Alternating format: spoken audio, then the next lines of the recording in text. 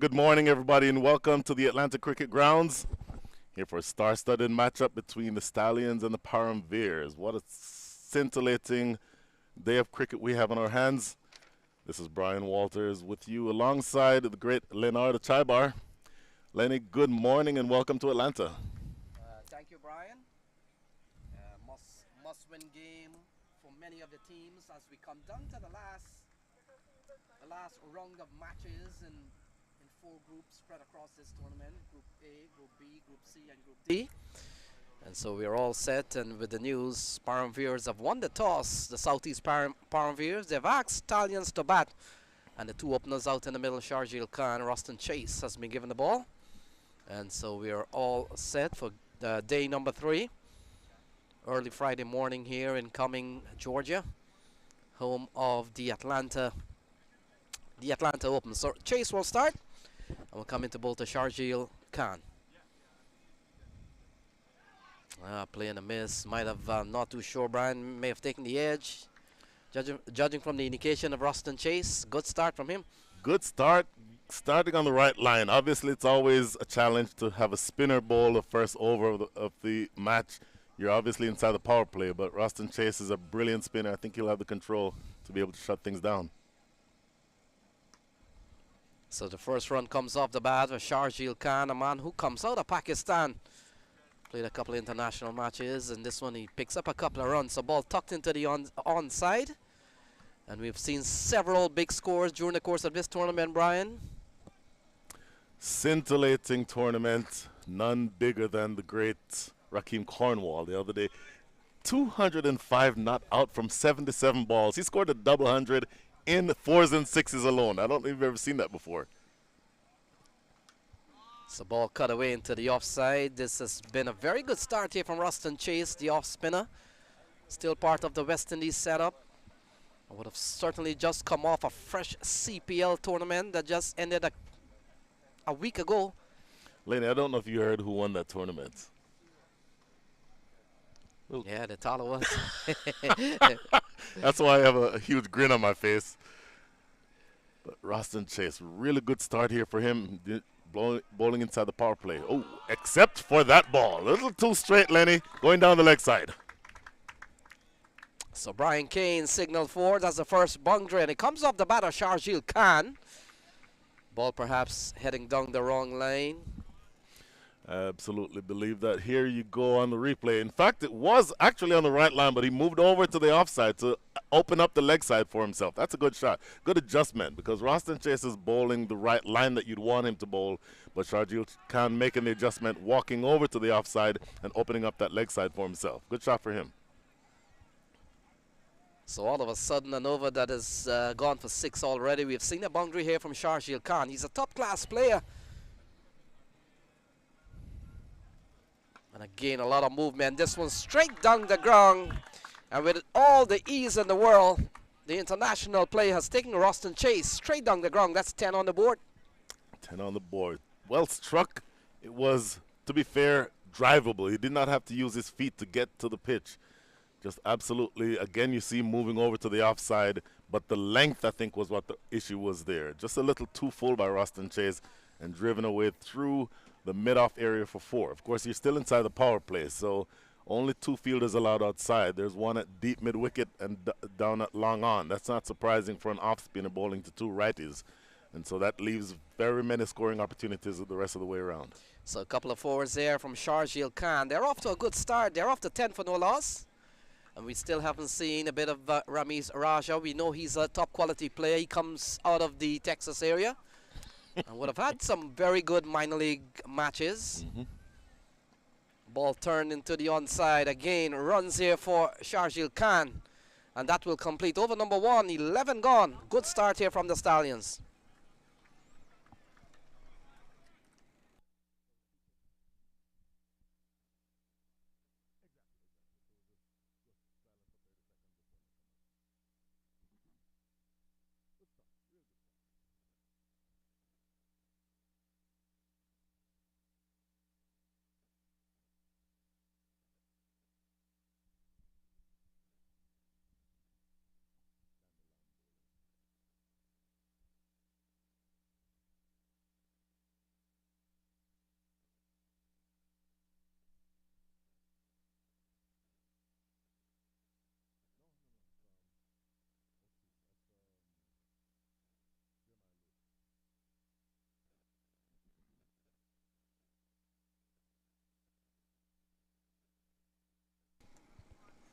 So good start here from Stallions, haven't been sent in. We've seen a very good start from Sharjeel Khan. He's up to 11 and scores 11. Ramiz Raja. In fact, Sharjeel Khan will still be on strike. You mentioned Brian Kane earlier, the umpire out of the New York area. He's now standing at square leg, and the standing umpire to start this second over is Conrad Rogers from the island of Anguilla. Anguilla, the same island that has produced Jamar Hamilton, who's also playing in this tournament. He's playing for the Atlanta Fire. So Jeremiah Louis has been given the ball. Will coming to ball to Khan, and ball sliding down the leg side. Rogers signals a wide. And that's the first extra of the proceedings here. Southeast Paramveers takes on Stallions. Just a little too straight. Obviously, you want that line to be spot on. That line has to be on off stump. You have obviously a very offside dominated field, only 2 players deep, so you absolutely have to find that right line. It's a better ball here from Jeremiah Louis. Good comeback. He has officially begun his bowling spell. And so, Brian, very important game, especially for the Stallions. They will want to win this one. With the new Southeast Paramveers, they're top of the table on Group C on 4 points, couple of wins. And the Stallions would have won 1, they would have lost 1. Again, ball trying to go through the onside of Sharjeel Khan. So couple of good comeback deliveries there from Jeremiah Louis. Great comeback deliveries. It looks like he's getting it to move off of the seam inward. I don't know if we can have the time to look at the replay of that, but It seems like it's on just outside that off stump line and then moving in off the seam, beating the inside edge. This is good bowling. Now an adjustment in the field as Imran Khan is now coming down here in front of us at long on, and they're moving backward square leg more toward mid wicket. There you see that replay again, Lenny. Good bowling, starting out on the right line, outside off, and having that ball move back in off the seam. So this is good bowling, good comeback by Jeremiah Lewis. Pulled through the onside, ball heading down the wrong line. And that's another commanding shot from Sharjeel Khan. Lovely shot for 4. Great shot. So this one was a little too short. At his pace, he can't afford to be that short. And again, it was the wrong line. Looking at the replay here, pitching halfway down and going down the leg side. That's meat and drinks to somebody as competent and as accomplished as Ramiz Raja. Check that as, yeah, that is Ramiz Raja with the shot. Beautiful looking shot for 4. So we've seen lovely shots from Sharjeel Khan and Ramiz Raja. We know he's a top-class player, Ramiz Raja Jr. The ball cut away into the offside. So off to a good start is the Stallions. They'll probably want to take away a win here and try to challenge the Paramveers. They're top of the table so far in Group C. They're on four points. And Brian, coming into this last day, day number 3. This is the last round of the league games. Teams will be trying to get ahead. The playoff starts tomorrow. Well, it's do or die time. This is the time for the players to stand up and be counted. And this is a pleasant, pleasant atmosphere for them to do exactly that. Little stop and start by Jeremiah Lewis. So we'll come into ball to Sharjeel Khan. And Khan gets a ball that is played up towards the offside. Can't score. And this over's gone for 6 so far. So Jeremiah Louis would have conceded a boundary. But other than that, he's won relatively well. He's bowling well. He's going to need to keep that ball pitched up, meaning just short of driving length, and keeping it on and around off stump. And with the left-hander, I like the angle that he's bowling, going across of him. If he just needs to keep that line. That's a little too straight, Lenny. Going too straight. That was headed towards, that might have pitched outside leg, and meat and drinks for any good left-handed batter. Yeah, not a good-looking shot from the Stallions player. They're up to a quick start.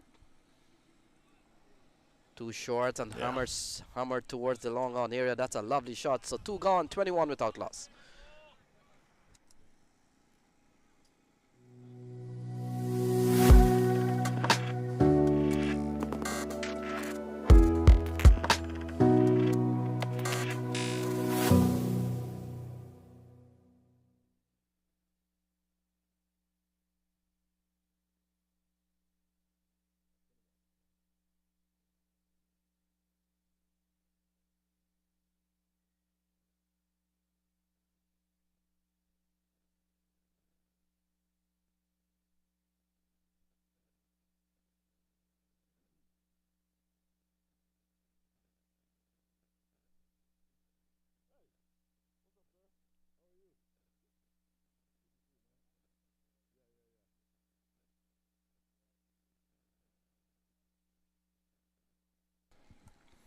So Derval Green comes into the attack with the new Stallions off to a very rapid start. They're up to 21 for no loss.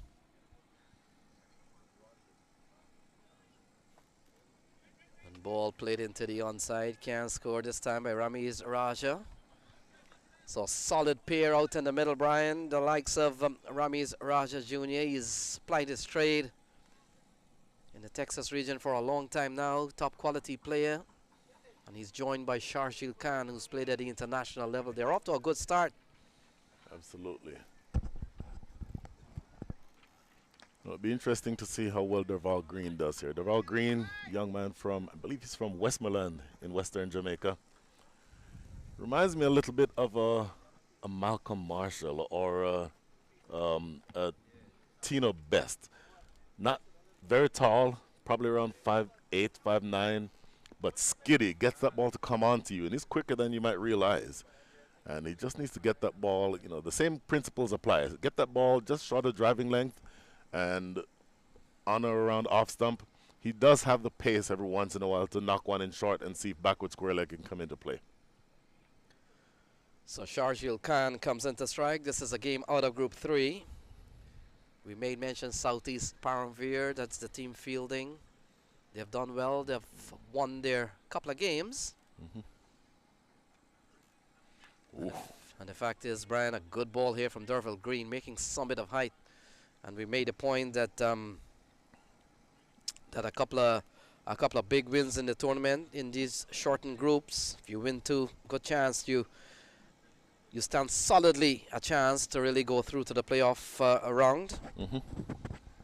So Derville Green, tidy start so far. We've seen 3 balls in the over. He's only conceded 1. That's well played. Just leaning on that, just punching it off the back foot. What a beautiful piece of timing. And that does run all the way through the offside for 4. That's a proper shot, top-class batter on at his best. Yeah, good punch through the offside. Very fast outfield here at the Atlanta Cricket Field. The ball races away. Let's take a look at that. Look at that. Just pushed and found the gap. That's and it races away for 4. Proper placement. You mentioned it. Found that gap right between the fielders at cover and backward point respectively. Just piercing those two, bisecting that gap, while racing away for 4 across this quick outfield here at Field 1 in Atlanta. And the fact is, they're off to a very good start, going at almost 10 and over. A gunshot through the offside. Oh, the batter Sharjeel Khan. And if we thought that the previous ball was a classical one, this one is a gunshot through the offside. That's 4 runs. Oh my goodness, that was luscious. This was much more audacious. Didn't even bother about trying to keep it down. Went maybe waist height, but maybe I'd say 5 or so yards to the left of that field at extra cover, racing across for 4. Absolutely disdainful shots. So they're up to 30 for no loss. You see that replay again, Lenny, just brutalizing that ball through the offside. Absolutely no care about keeping that ball down. In fact, we're delayed here because it raced so far across the parking lot that it's probably underneath a car somewhere. That was an absolutely brutal shot. Too bad for him it only counts for 4 runs because that was brutal. Racing away to 30 here, Sharjeel Khan. Took a while to get going, but he's now 12 from 5 with those 3 fours. And matching him in the 4s column, Ramiz Raja, 17 from 12. Sharjeel Khan striking it at a rate of 240. Tremendous ball striking from him so far. And Ramiz Raja, 141 strike rate. So you expect that these two will continue along that same vein. Well, we have that little bit of a delay here. Okay, the ball, I think, has been retrieved now. And Derville Green has some thinking to do. He has to get that ball just short of driving length, as I mentioned, right around off stump. The last 2 were probably, you could argue, Lenny, a little too full. Yes, Brian, and not too much fault on Derville Green. It was a proper cricketing shot. It's a kind of a shot that most top-order batsmen they have in their arsenal. And Sharjeel Khan, a lovely shot, couple of big punches through the offside. So we're ready for a restart. Derville Green has gone for 9 in this over so far, so another big one here for the Stallions. And if they win here, Brian, they will tie up with the Paramveers at the top of the table. Could be a guaranteed spot for a couple of those teams, but we still got Raiders Unlimited later on to play Florida Scorpions. And incidentally, that match comes up right on pitch number 1, so it's going to be an exciting day of streaming here today. Oh. Derville Green continues. Oh, cut away, throw the offside, and that's another boundary of the batter, Sharjeel Khan. Hat-trick of 4s to end things here in the 3rd. 11, 10, and 13 are the scores from the first 3 overs. Looking at the replay again, Green, too short, too wide, and just hammered away through point for 4. That is 34 without loss after 3.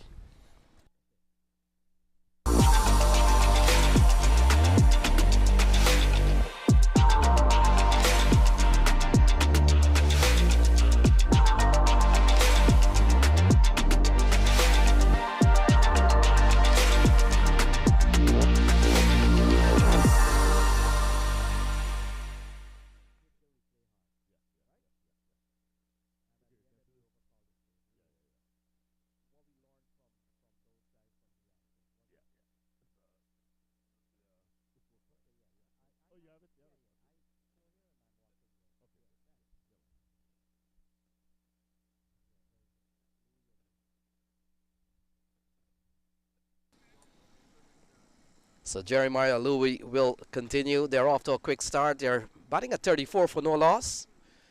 Essentially going over 11 and over here, Brian. What a start here from Sharjil Khan and Ramiz Raja.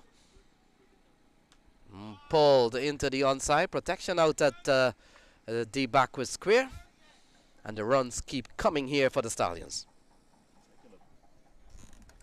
Taking a bit of a risk by bowling that short, but he did have the field set for it. So that man at deep backward square was in the correct position to field that ball. I still prefer to see Jeremiah Lewis bowling fuller. I prefer that fuller length. I like the field change earlier on in the last over with Imran Khan down here at long on. I think that generally will work a little bit better for them.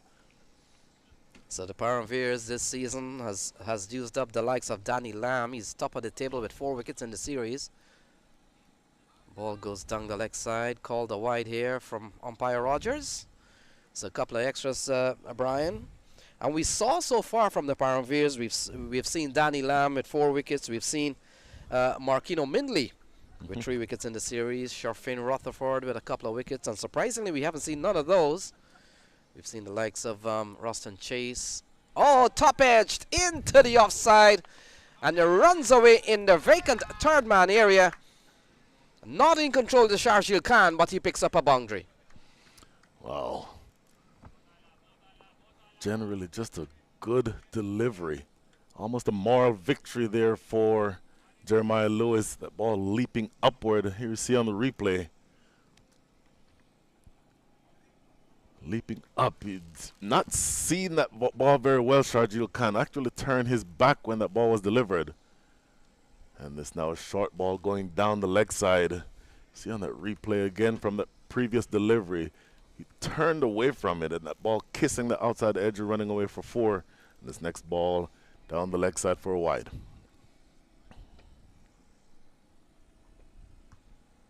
So ball cut away off the bat of Sharjil Khan. He picks up another boundary. And that pushes the score quickly up to 45 for no loss. Give him a lot of width there. Absolute width. There you see on the replay again. Look at this. Outside off and just elegant. No foot movement. No need to have it really. Just economy of movement and just angled that bat right in the right place where it would get that ball racing away through backward point. Another delicious looking 4 for Sharjil Khan, who now races on to 24 from 8. We saw earlier on Ramiz Raja took an early lead with some spanking shots in one of the overs of the bowling of Ruston Chase. But now we've seen Sharjil Khan trying to catch up. In fact, he has gone better than Ramiz Raja. And they're up to 45. Luis continues. The ball eased into the offside, realizing that perhaps a lot of damage has been done in this over. This over's gone for 12 so far. Boy, Lenny, each of the overs so far has gone for double figures. So this is not a good start with the ball for the Paramveers. They're going to need to straighten things out. And I think the left-right combination might have something to do with that. So playing a miss, and that will bring this over to 12 runs so far. This has been another big one here for the Stallions. Having lost the toss and asked to bat first, things have gone pretty well for them. We've seen Ramiz Raja, a local player who's made a name for himself in the last couple of years, and Sharjil Khan, a player with international experience. Not in control. It doesn't matter how they come off the edge. And Ramiz Raja picks up another boundary, and that brings up the 50 in just the 4th over. Absolutely amazing start here. Once again, a moral victory to the bowler. Short and outside off stump, looking to pull that to mid-wicket, but the top edge taken, flies down to the vacant third man area for 4. 50 without loss after 4.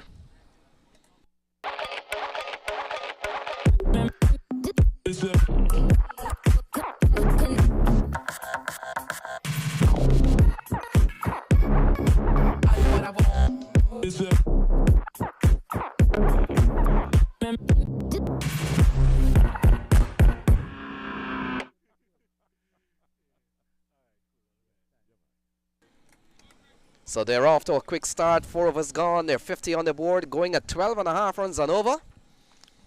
And we have seen some lovely shots, Brian, and we have seen some lucky ones, but they all contribute to 50 on the board. They all count. And look, they've 10 fours already. 80% of their runs so far, Lenny, coming in fours. So a tremendous start, a rollicking start. And these two are having fun out there. There's a changing bowling coming from the far end. This is going to be Jesse Bhutan.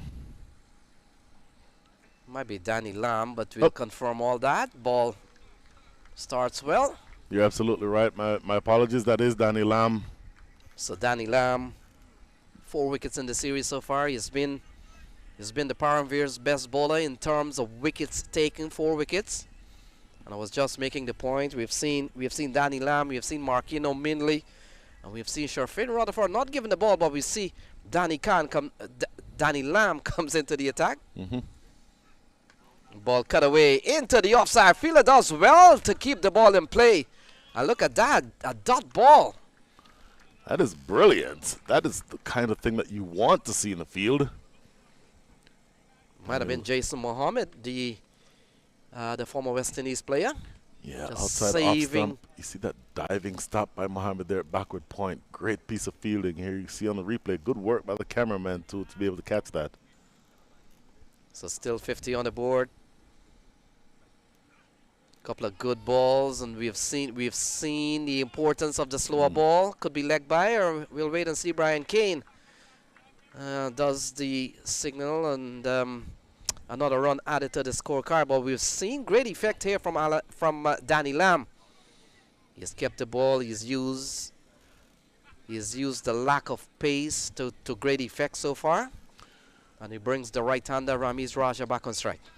Good intelligent bowling so far by Lamb. I think both of these batters prefer for pace to be on the ball, so I think you're absolutely right. Him taking the pace off the ball makes a big difference. So ball punched into the offside again. And look at that.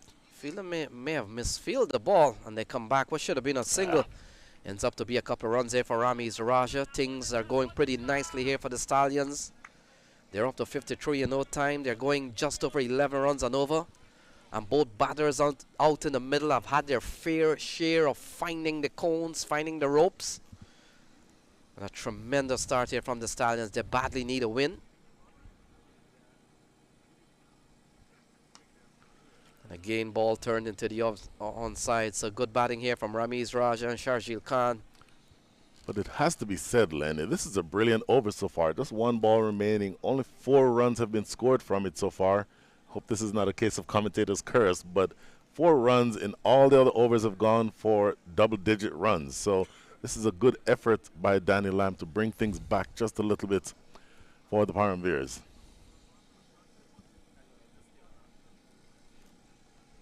So this over's gone for 4 so far. Another slower, loopy short ball. That will complete over number 5. So 5 gone is 54 for no loss.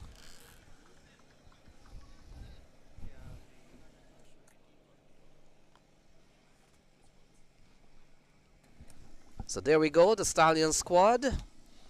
Ramiz Raja out in the middle along with Sharjeel Khan. Milind Kumar, not a top quality player to come. Saad Ali. Samit Patel, international player. Hamad Azam, MVP last year.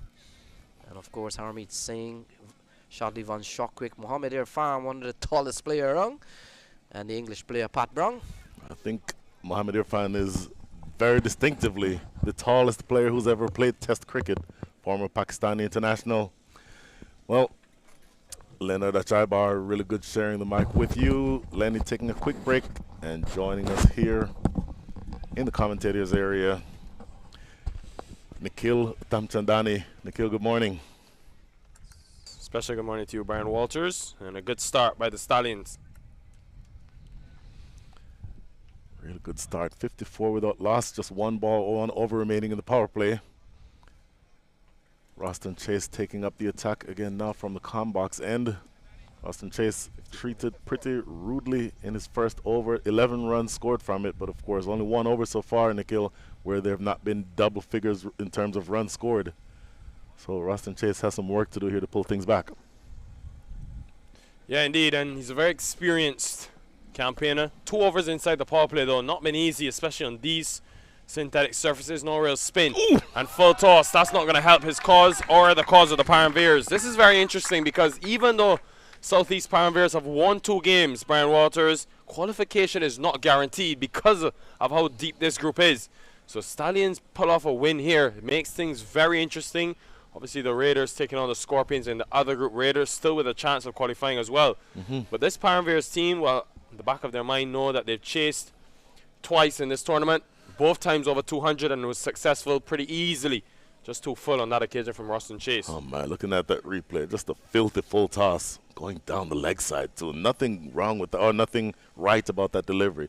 Full, probably waist height, drifting down the leg side. Any batter would want to put those away, and absolutely obliging was Ramiz Raja. He moves up now to 31 from just 18 balls faced with 4 fours and that first 6 of the innings. Well, he had a lean minor league season, Ramiz Raja, but now opening the batting with his countryman in Sharjeel Khan. He'll relish this opportunity. And already he's had a couple starts in this tournament, but not really that breakout innings. This is his real opportunity after this platform that he's built. 31 from 18 and making full use of this power play. And goes again. Second full toss in a row, second delivery that's been put away. Not smart bowling, you have to say, from Rustin Chase. Wow, both of those deliveries full down the leg side. This one maybe not quite as full. Both are full tosses, but this one is maybe knee height. But still, you're not going to get any batter out with those types of deliveries, pulling down the leg side and just helping himself, Ramiz Raja, to 6 more. He moves up now to 37 from 19 balls faced, 4 fours, and those 2 sixes. You're going to have a chat, Mark Dale, with Rustin Chase, because not sure what the plan is. He's only got 2 allowed outside the circle, and he's got a long on and a deep mid wicket. Pretty standard for the off spinner, but he hasn't really bowled to that field, Chase. When you look at the 2 full tosses, he's trying to be at the body and trying to attack the stumps, but the length is all wrong. And so far it's cost them. The Stallions team are a power-packed bunch, and a couple of games where they've really displayed that power. And now as we wait for the ball to return, it's another excellent start. 60 inside the 6th over. And remember, this is a ground that's been tougher to score on compared to the others because of the big dimensions, much bigger to the other grounds that we have here at the Atlanta Cricket Fields.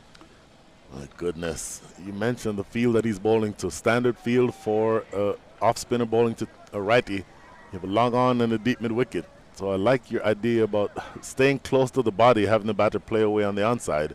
But if it's going to be full tosses, it really doesn't matter. It doesn't matter what the rest of the field looks like or what any part of the field looks like. It's going to have to get that ball pitching on a length that is just short of driving length. And he definitely has some thinking to do here. Now you see a change in the field. Both of the fielders in the deep, square leg and mid-wicket.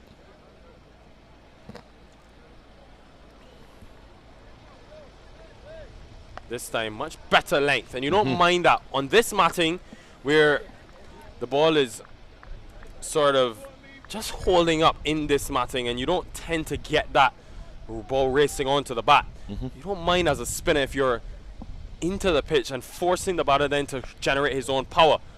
Almost an opportunity for a stumping. He's quick behind the stumps. Amir Jangu, Centurion from yesterday, he'll be relishing his opportunity to get out there with bat in hand as well. Definitely 2 better deliveries here from Rustin Chase, 3rd and 4th balls of the over. That's the length that he needs to be bowling at, and he effectively has Ramiz Raja getting kind of impatient. Now, for Ramiz Raja's standpoint, you have to understand you just scored 12 runs. You've been gifted 12 runs. There's nothing wrong with just simply pushing the ball around and getting a couple more as you go through the rest of the over. Packed offside field, Rustin Chase. All inside the circle though. Mid-off, extra cover, point, and a short third. 2 points really, with cover point and point. So Mark Dale clearly showing that he's trying to be aggressive. Goes straight again. That is the biggest of the lot. And Ramiz Raja is really feeling it at this stage. Huge hit. And it's the 3rd maximum in the over. Huge one coming for the Stallions. Right in the slot. It was absolutely in the slots. Not the best of overs, it has to be said. Looking here at the replay, Rustin Chase landing that one on the leg stump line, but slot ball, just absolutely there for the drive. Ramiz Raja taking full toll of that one, going big over wide long on for the biggest 6 that we've seen so far today. Well, in that game that they lost, the Stallions, to the Raiders side yesterday, they got to 177. These two put on a 28-run partnership, but then after them, they just lost their way. Ends a huge over though. 29 runs conceded for Ruston Chase in his 2 overs. End of 6, the power play. 72 for none.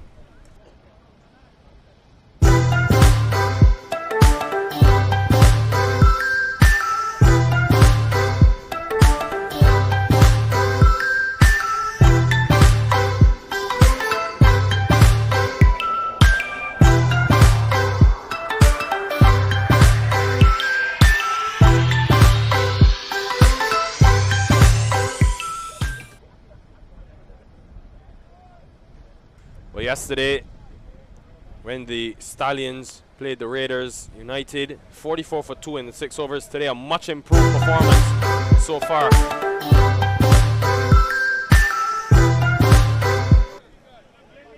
Back here at the Atlanta Cricket Fields, and work to be done. It's going to be Sherfin Rutherford into the attack for the first time outside of the power play, bowling the 7th over, and the hitting continues, but there is a man in the deep, and it's success straight away for Rutherford, and a massive comeback for the Southeast Paramveers because they had to get a wicket. Going at 12 and over, the Stallions, that will be a wicket that will help pull things back in a massive way. Boy, this will really help things for the Paramveers. Lofted up drive, but not really getting a hold of it. Sort of an in-between no-nothing shot that has to be said. The fielder out there in the deep, just taking that one pretty straightforward catch. Maybe knee height, sinking on him as it got to him, but he certainly judged it well enough to complete the catch. So that is the first wicket, and immediately finding success with the ball is Sherfin Rutherford. 72 for 1. Yeah, all about the length as Sharjah Khan departs. Another good start for his team, but all about that length, and he forced him just wait. It was a very slow delivery. That seems to be the key on this surface. You don't get that power and use the pace. You've got to generate your own. Saad Ali comes to the middle at number 3.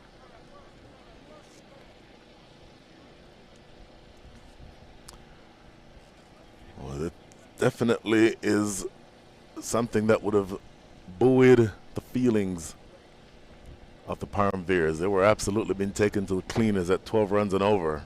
And even that 12 runs and over includes an over that only went for 4. So that tells you how the rest of the innings has gone so far. So they needed something good to happen with the ball. Saad Ali coming in, another lefty. It also tells you about the difference between the two couple of grounds, because on another venue, one of the other fields here in Atlanta, that would have been an easy maximum. So that occasion, Sharjah Khan unable to go over long off. It now brings Saad Ali and Rutherford coming off of a few steps. But on this synthetic surface, no point taking a long run, and well timed. What a way to get off the mark from Ali. Just a simple cut, but down the slope on this outfield, he gets a boundary. Well, it has to be said, a little too wide and too short. Sherfin Rutherford only off a few steps, but you still have to get it in the right areas and cut away easily because it was just too wide and gave the new batter Saad Ali enough room to open up those shoulders and play a traditional square cut, easily running away down the hill for 4.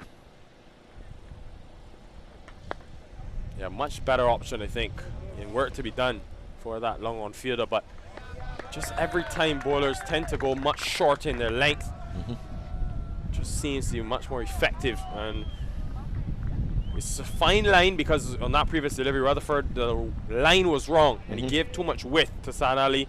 Now very straight at the body, and I think if you have the protection right there, that's the optimum delivery. You have protection in the deep with 3 on the onside boundary.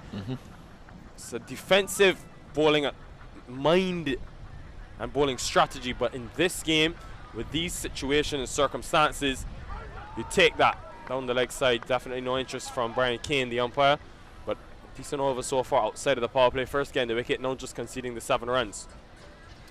Just 1 ball remaining here in the 7th over.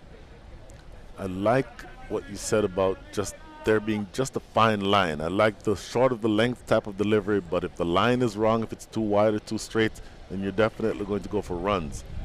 But at that length and on the line that he's bowled the last 2 balls, I think he can definitely keep these batters quiet. But that was to the left-hander Saad Ali. Let's see what he does to Ramiz Raja. Goes short again, but not really timed by Ramiz Raja. He'd be very important for next 5 or 7 overs, you would say. Ramiz Raja, given the start that he has, the fact that it's not an easy surface to start on. More after this, end of 7, 80 for 1.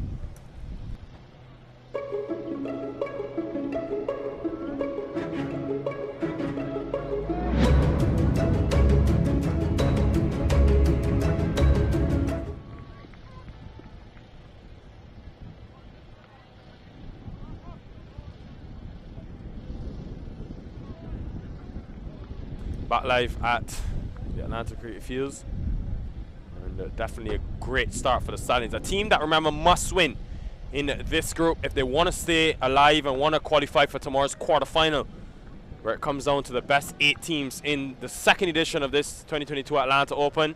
The Paramveers basically have 1 foot in the door after they've won their first 2 games, but they still need to win this one just to ensure, to guarantee that they go through, because this group, certainly the strongest that we have on display in this Atlanta Open. It's going to be Imran Khan coming into the attack with his leg spin. We did see a lot of spin being used yesterday by the Atlanta Fire, by the Bangladesh Tigers as well. It could be sort of the remedy on this biggest field, definitely the biggest of the lot at field number 1. Starts very full. Imran Khan. And Brian, as a leg spinner, you don't get much spin on the synthetic matting. What is sort of the approach you take on a surface like this with these conditions? Well, it still comes down to bowling the right lines and lengths. You're right, it's not going to turn very much for you on the synthetic surface, but it is extremely important that you make sure that your line and your length are exactly perfect. So for the left-hander, and he's bowling over the wicket to the left-hander, it's critical that you get that ball on the off-stump line. Anything too straight and it becomes meat and drinks. 3 fielders on the leg side in the deep. You have a square leg, mid-wicket and long on, but that line will be important. Take some serious bounce there as it got to Jesse Bhutan down at that boundary, and that's another thing that fielders have to be wary of. The bounce, variable bounce you get, not only batting, but on this outfield, very up and down. So something to watch out for if you're fielding. No ball. Oh, it is a no ball. Signaled. I think they just had too many outside the circle. Wow. So that's not.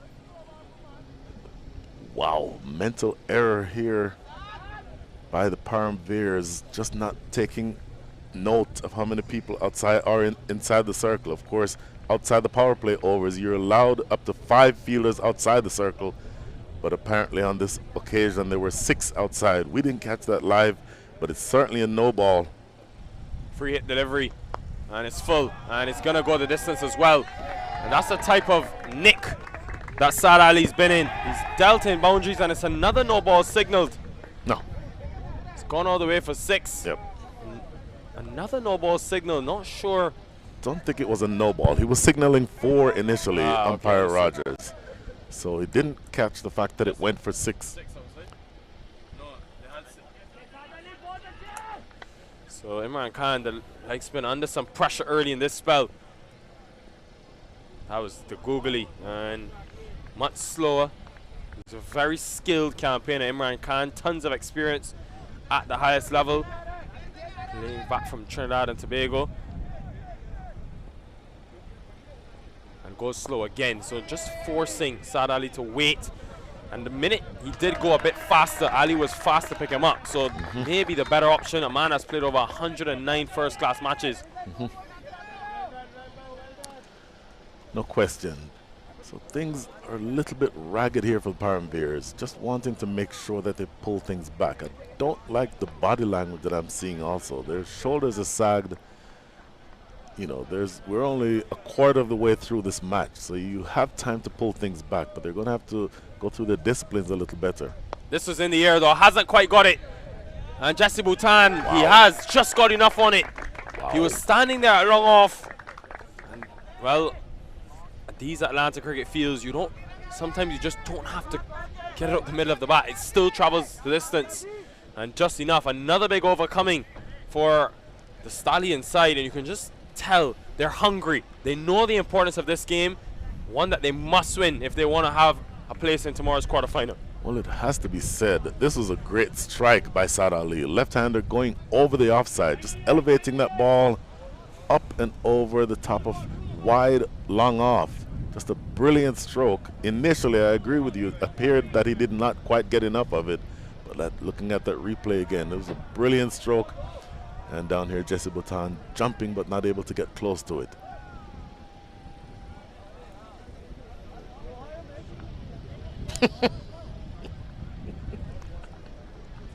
So inside this 8th over, 98 for 1. And the umpire's just having another chat with Mark Dea, the captain.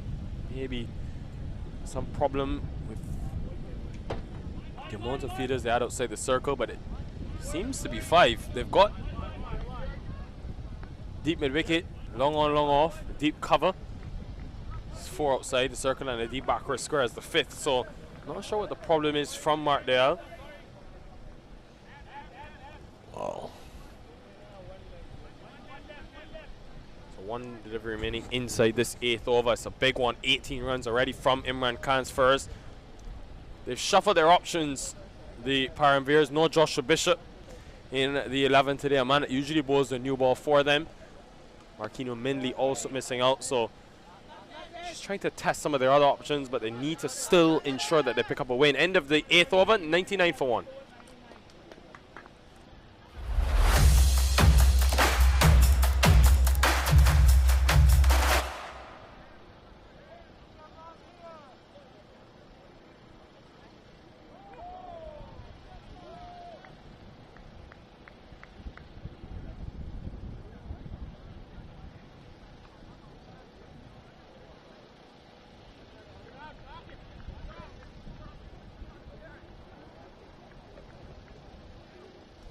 $99 for 1 after 8. Ramiz Raja, man from the Houston area, but of course originally from Pakistan, at the crease and causing some destruction. 45 from 25. It'll be important though that he continues, especially given the nature of this surface. Very slow synthetic matting. Sherfin Rutherford after a good first over, back into the attack, picking up the only wicket so far for the Paramveers side. To have players like Rutherford, I mean Roston Chase, Mark Dayal, all who just competed in that CPL, tells you a lot about this Paramveers side and how seriously they take tournaments like this, how much they want to win. Boy, 100 comes up as well inside this 9th over. 100 up. What a platform this is. Scoring at the rate of 12.24.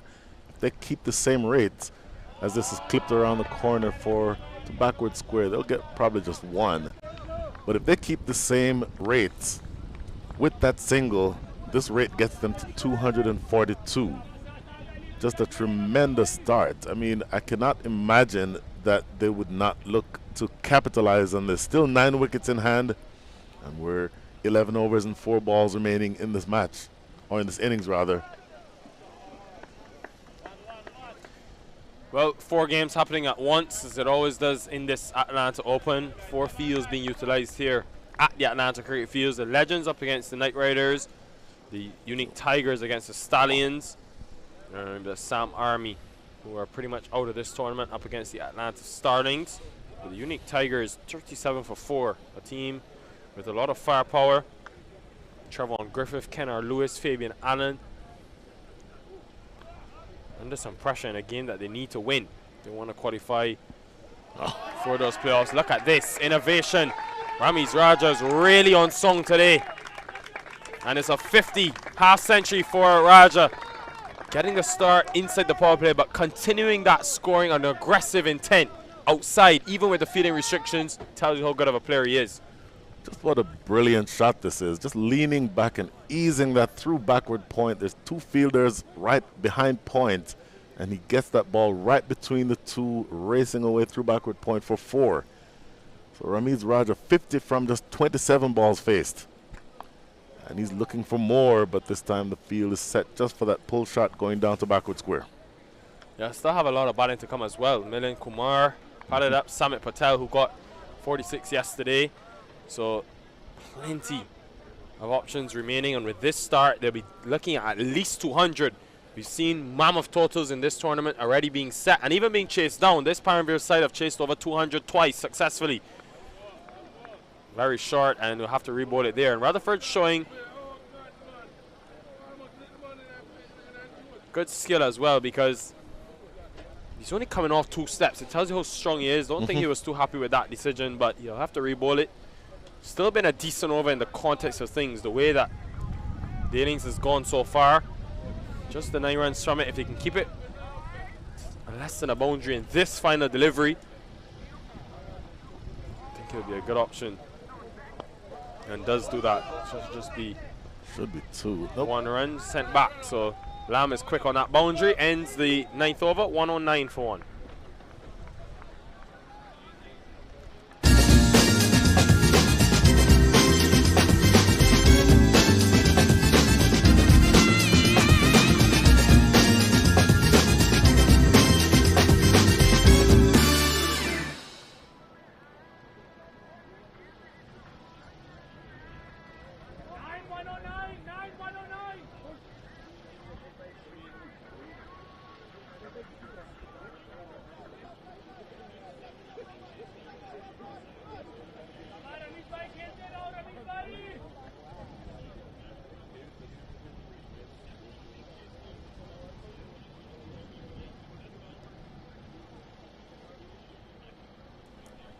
For 1. Just one delivery, 1 over, sorry, remaining in this first 10.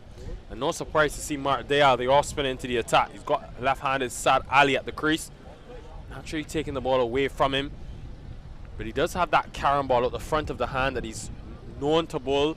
Very hard to pick. And some good performances in that CPL. So with the ball in hand, that is for the St. Lucia Kings. A couple of St. Lucia Kings players actually in this side. Mark Dayal, Roston Chase, Jesse Bhutan, all playing for the Kings. So the Paramveers clearly have tried to retain that experience. And on this field and in this tournament, I think bowlers more looking just to conserve runs, given that it's on a synthetic matting, which clearly favors batting sides.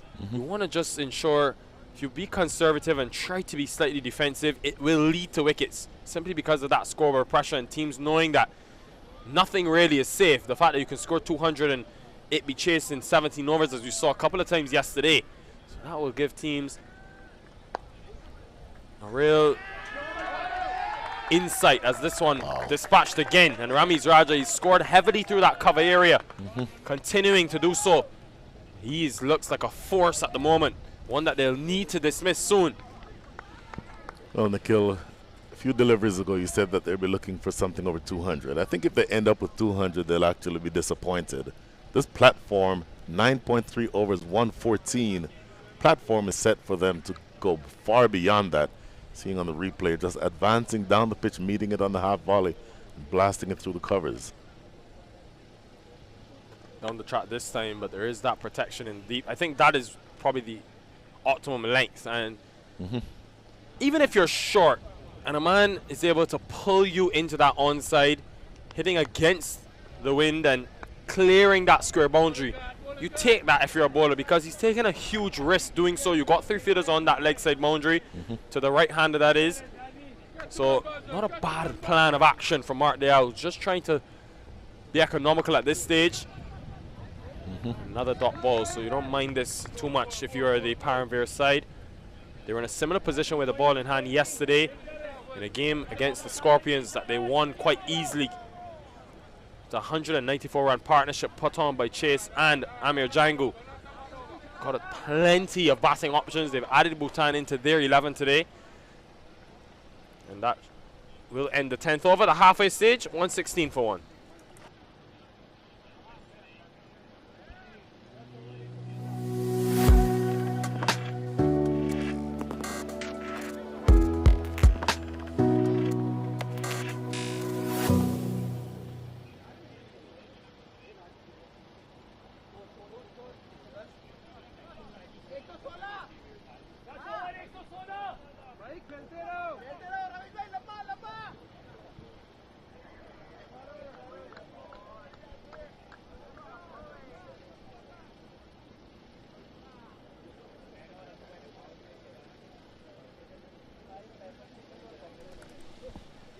So 10 overs gone. It's 116 for 1. They're going at 11.6 and over. Nikhil, it's a 44-run partnership. Saad Ali, he's played at the international level. We've seen a lot of Ramiz Raja if you follow cricket in the US.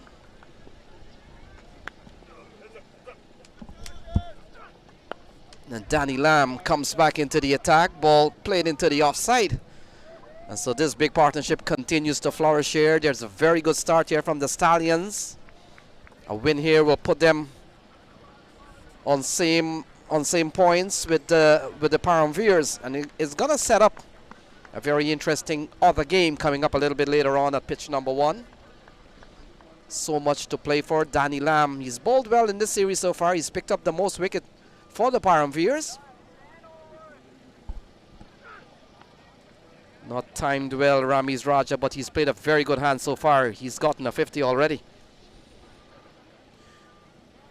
Yeah, he has the perfect start. We know what he's capable of. Very Pakistan dominant side, so they do have a good understanding. They know each other well. Sharing some time at the international level. Sharjil Khan, Saad Ali, Ramiz Raja. And also, of course, Mohammad Irfan, Samit Patel. So big play and a miss. The appeal goes up. Amir Jangu seems interested. Not to say it's Brian Kane, and this ball play will have to continue, but a good delivery here from Danny Lamb.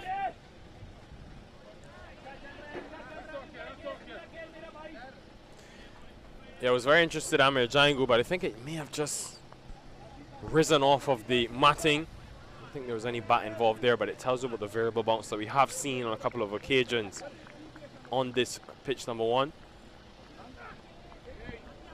So a bit of evasive action. Saad Ali picks up another run. Nikhil, Paramveer on 4 points. A win here for the Stallions will put them on 4. And as we look ahead for Raiders Unlimited, should they win their next game against Florida Scorpions, it will set up 3 teams in this group of death on 4 points. It's gonna get interesting here. Yeah, I have the power of Hamad Azam as well. So tons of batting. You see Hamad Azam padded up to come next. That could be very telling, sending him early. These two can bat at least to the 12th over. Then have that platform and just continue to go at above 10 runs and over, get 200 plus. And even against this Paramveers side that have chased so well in this tournament, you look at 220, 230, and it becomes extremely difficult.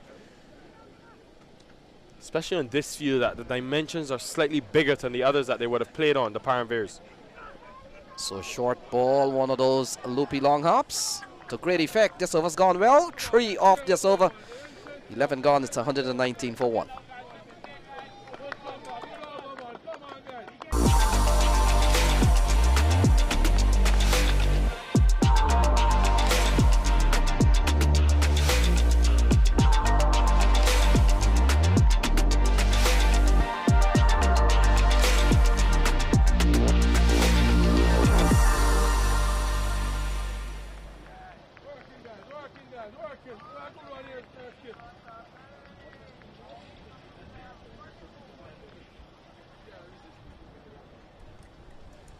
So we're back with the cricket. It's 119 for 1. A partnership of 47. Mark Dial continues. Oh, he comes down and strikes us pretty well over the head of Jeremiah Louis, and that has gone for another maximum. Well, it tells you about this Stallion side and why they could be well on their way to pick up a win in this game if this hitting can continue. And Mardial didn't do too much wrong there. That at length, you don't mind it, but it's just good thinking from Saad Ali coming down the track. Not going to get much spin on this matting. It's not a huge risk coming down the track. You don't expect the ball to go past the outside edge. But on that occasion, next delivery, Mardial much quicker through the air. So chess game unfolding, thinking going on between the batter and bowler. And you'd love to see that battle in T20 cricket. So the 50th partnership comes up with that massive 6. Good batting here from Saad Ali. He's played at the international level. And he's up to 38 at the moment. 54-run partnership. Mark Dial. And now Ramiz Raja gets into the act and launches this one onto another field. And that has gone for another maximum. Well, T20 cricket all about matchups, and Ramiz Raja, right hand off spinner into the attack, spinning the ball back in. He would have just been waiting to get the strike. And now taking on the matchup. So that's the Stallions, even after the power play where they were so aggressive, just continuing that free-flowing aggressive nature. It's literally win or go home. So they have nothing to lose, all to play for. And they're playing like it. That's another one. And if more runs coming, they just can do no wrong at the moment. The Stallions. Not a big shot here from Ramiz Raja. Take a look at this one through the offside this time. Yeah, comes out, launches it over extra, and that has gone away for 4. So a big partnership here, 64 so far. It's 136 for 1. 64 from just 35 deliveries, and you have to credit Saad Ali as well, because he's come to the crease and straight away has gone after these Paramveers bowlers. You wonder though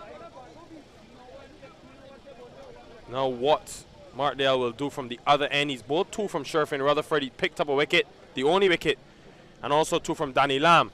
But right now you have to break this partnership just to stem the flow of runs. Don't have as many options to go to today, Martindale, with Joshua Bishop and Mindley missing out. So down the ground it goes into the hands of number 13, and he spills it.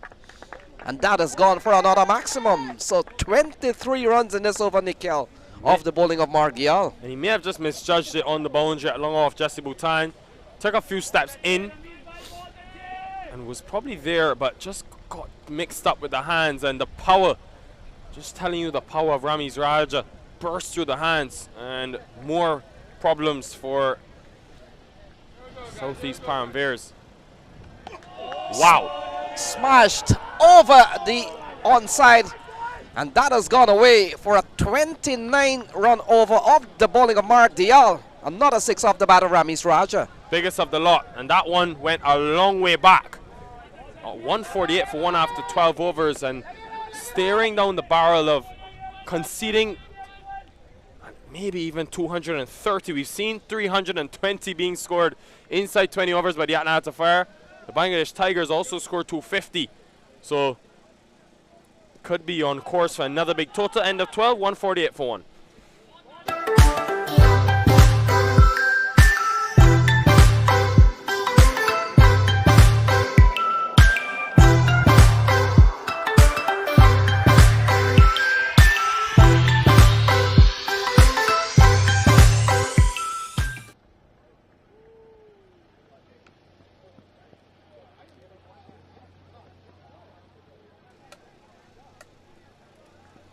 Interesting, he's going to go back to Durval Green. Martindale, 148 for 1. If you're now joining us, 1 of 2 matches on field number 1. Of course, a very important final day of group stage matches in this 2022 Atlanta Open, the 2nd edition.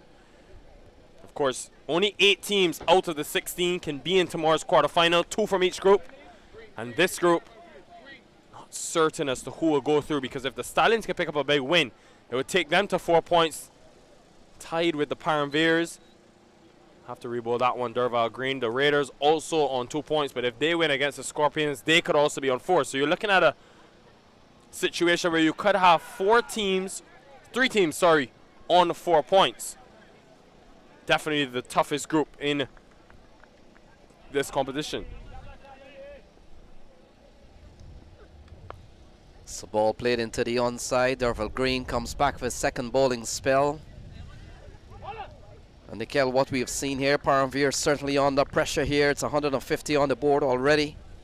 We're in the 13th over. Durval Green gets a 2nd spell. And we have seen some super hitting from Ramiz Raja, this man on strike. He's up to 79. And we've seen 100 on this turf during the course of this series. Milanta got 100. And we've also seen a couple of 80s. Aaron Jones got 83. Smith Patel got 82. Oh, a ram shot over the keeper's head. And this has gone 1 bounce off the bat of Ramiz Raja. He continues to flourish. He goes up to 83. Well, they need to stop him. They have to stop him, the Paramveers, because if he keeps batting here, this is problematic. And they go to 150 now. We're inside the 13th over. And yes, it's been a high-scoring tournament because this matting does favor batting sides. But that being said, this is a much bigger venue to the others that are being utilized. So for them to be this many runs, it tells you just the power that they possess. No boundary too big for the hitting of Ramiz Raja, Saad Ali. We saw, of course, Sharjah Khan, who got a start for them as well. So still a lot of batting to come. Milind Kumar, Hamad Azam, Samit Patel. What the Paramveers will have at the back of their mind, though, is that yesterday against the Scorpions, they were conceded 166 in the first 15 overs, but then only conceded 41 in the last 5. And it was all because of the bowling of Rutherford, Danny Lamb, and Durval Green. They pulled things back ever so well in the last 5. So far, though, it hasn't worked out for them. So another ball played into the onside off the bat of Saad Ali. He picks up another boundary. And this over's gone for 11. It's 159 for 1. Yeah, the run's really flowing. And Durval Green trying to be very straight at the body, but I don't think sort of in the in-between length. And on this synthetic matting, will concede runs because either you go short, look to attack the body, or you look to be full and attack the stumps. That occasion, just in the hitting art of Saad Ali, and a man who's been there for some 25 deliveries is not going to miss out. That is another plan of action. You can go full, and similar to strategy that Rutherford used to get the wicket of Sharjah Khan, force him to hit over that long off region. So Rami Raja comes back into strike. He's up to 84. And the fact is, Nikhil, we saw Jones getting 83. We saw Smith Patel getting an 80. Milanta got 100 on this pitch. And all of a sudden, 100 looks on the cards there for Ramiz Raja. It's 43 balls still to be bowled. Play and a miss, and they go through for what could be a bye here. It all adds to the score. It's 161. And so 13 overs gone, 42 balls still to be bowled. It's 161 for 1.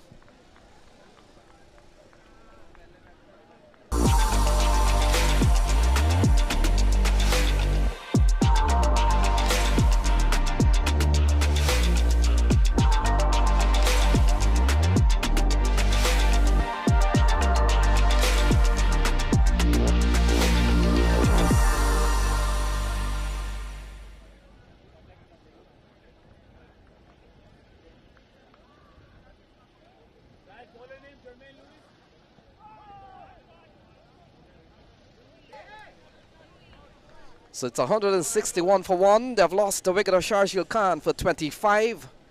We've seen a big partnership in progress. 89 so far. Ramiz Raja, he's up to 84 as you can see. And Jeremiah Louis comes back into the attack. Couple of overs for him earlier on. 2 overs, no made none for 26. They have gone for quite a few, all the bowlers. And he comes in here with 42 balls still to be bowled. So what a batting display we've seen here from Ramiz Raja, Saad Ali, and a bit of Sharjah Khan. And a play and a miss. Ball goes through to Amir Jangu. And Nikhil, we've seen a double 100 scored on this ground. Bangladesh Tigers of USA scored 235 yesterday. And we've seen the 9 scores of over 200 in this tournament so far. One of them on this ground already. Ball pulled into the onside. Danny Lamb will come around. We got another 100 being scored yesterday. Andreas Gauss of the Sam Army side, 129 not out. Got 77 from just 27 balls today. Tells you the volume of runs being scored in this Atlanta Open. And it's already been a spectacle just to see batters expressing themselves with these mammoth totals, so many over 200. So the Paramveer brands, Nikhil, has been around for some time. Would have won the US Open a couple of years ago, a team that included Chris Gayle and Johnson Charles. Oh, into the onside. Look at that, into the parking lot. And that has gone for another maximum of the bat of Saad Ali, all class. He goes up to 50 actually. And so that brings up a 50 here for Saad Ali in quick time. 50 for Saad Ali. Yeah, not the best place to park your car at the Atlanta Cricket Fields, because especially when you have the power. Still haven't seen Milind Kumar, haven't seen Hamad Azam. Tells you about the depth of this Stallion side. And even though they lost that first game, this is a team that on their day can beat anybody in this tournament. Very balanced, a lot of batting power, and then handy bowling as well. Good spin, which can be very effective on surfaces like these. 26 ball half century for Saad Ali. A rare dot. Yeah, 4 sixes and 2 fours. What a knock here from the left-hander. And they've posted a 96-run partnership here. Oh, has it been, caught behind? Yeah, I think it's been given caught behind. So Saad Ali falls on the stroke of getting to a half century. And Amir Jangu picks up a regulation catch. And Jeremiah Louis has picked up one. It's 168 for 2. Yeah, you don't mind that at this stage. The damage has been done. 168 for 2 inside this 14th over. So he's done his job. Saad Ali supported Ramiz Raja well. And at a time where they lost that wicket of Sharjah Khan just outside the power play, you could have thought, you're not sure. That rate tends to slow down. But Saad Ali played well just to ensure that the scoring rate was sustained over 10 and over.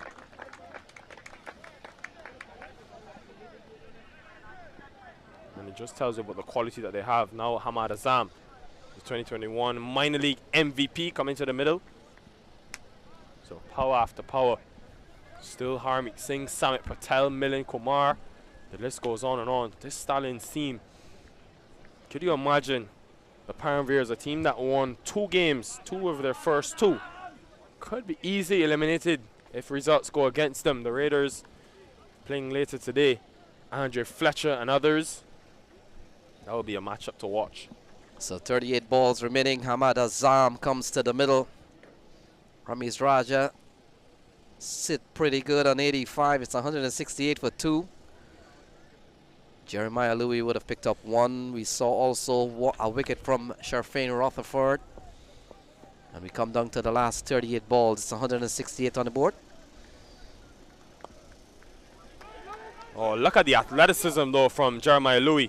And I think had he hit the stump from there, could have easily had Ramiz Raja in trouble at the non-striker's end. Jeremiah Louis, a man that has improved drastically. One of the best seamers in the West Indies.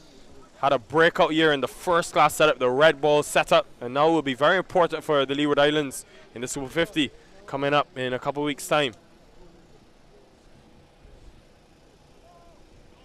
But that won't help.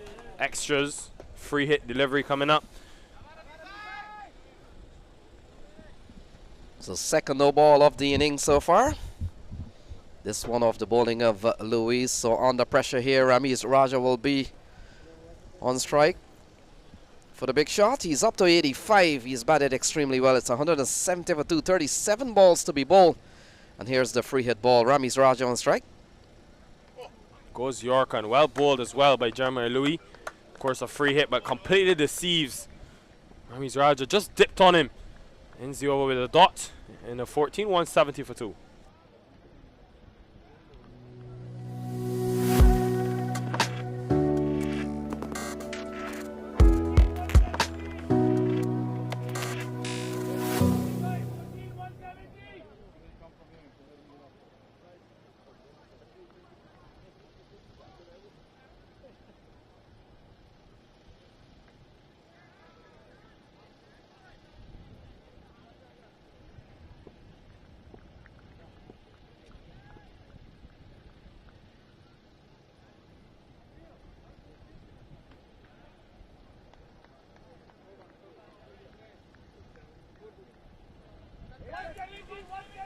Derval Green in the ball third. Still no Danny Lamb, who just conceded the 9 runs in his 2 overs. Sorry, 7 runs, correction. So definitely been the standout, but I expect probably him will bowl the 17th and 19th, 2 most important overs in a T20 game. So just saving his options. Martindale only saw 2 from Roston Chase, who was very expensive at the top. Sherfin Rutherford also picking up that wicket, and it was only bowled 2 as well. So a couple of options and weapons for Dayal to go in his arsenal. So 35 balls to be bowled. Ramiz Raja, he's up on 85. We've seen some big scores, some personal scores during the course of this tournament. Of course, highlighted by Rakeem Cornwall, who got a double 100. Andres Gauss, as you mentioned not too long ago, 129. We saw Cheyenne Jahangir, 127. Hammered through the onside, through square leg. And that has gone for 4. 4 more runs here for Ramiz Raja. Not too easy for Ramiz Raja. He's not going to miss out on deliveries like that to pounce on, and Derval Green has been off the boil today. Just tried to mix it up, but this Matting doesn't have the pace to really trouble Ramiz Raja with that shorter delivery. Just so quick to pull. So we also saw 100 from Amir Jangu, one from Atlanta during the course of this tournament. 89 goes Ramiz Raja. Smashed into the onside, and that has gone for another maximum. His 7th maximum of this innings. He goes up to 95. Well, he deserves 100 already, and truly, Ramiz Raja. It's been a quality innings from him, right from the very onset, opening the batting. Derval Green, again, hit through the onside. Tried for that slower cutter, but no real change of pace off the surface. Not short enough to really trouble Ramiz Raja. Second time he's tried that shorter delivery, second time he's been pummeled over that mid-wicket region. So the way he's been batting, he's really plundered some big boundaries, 7 sixes and 9 fours. He's up to 95. We've seen several hundreds in this tournament. A tournament that continues to produce a lot of runs. If they get to 200 here, it will be the 10th time of this series so far. Runs have gone past 200. Short ball, it goes through to Amir Jangu.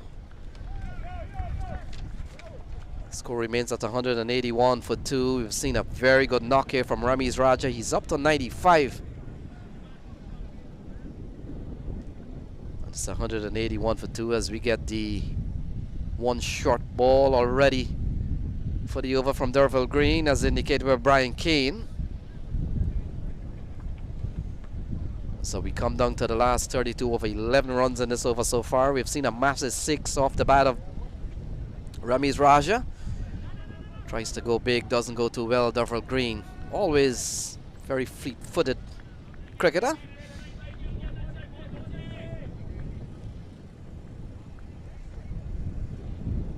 So much batting to come, Nikhil. Milind Kumar, Samit Patel, Shadley Van Shawkwick. Yeah, many that can hit the ball. Samit Patel as well, got 46 from just 25. Harmeet Singh. So just the one ball remaining in this over. Got to close it out well. Still, you don't mind this if you're Derval Green. You've been able to come back well with the 2 dots. But you have to finish the over well. 11 runs from it, you take that at this stage. And irrespective of what will happen in 31 balls, Nikhil, you might be safe to say Paramveers will be chasing 200 here.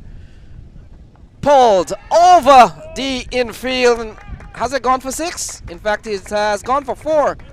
So 9-9 is Ramiz Raja. 15 overs gone. It's 185 for 2. Just premeditating the length on that occasion and worked his way across his stumps. Surprised that they had no deep backward square in place and make full use of it. Big over coming. 15 runs from it, 185 for 2.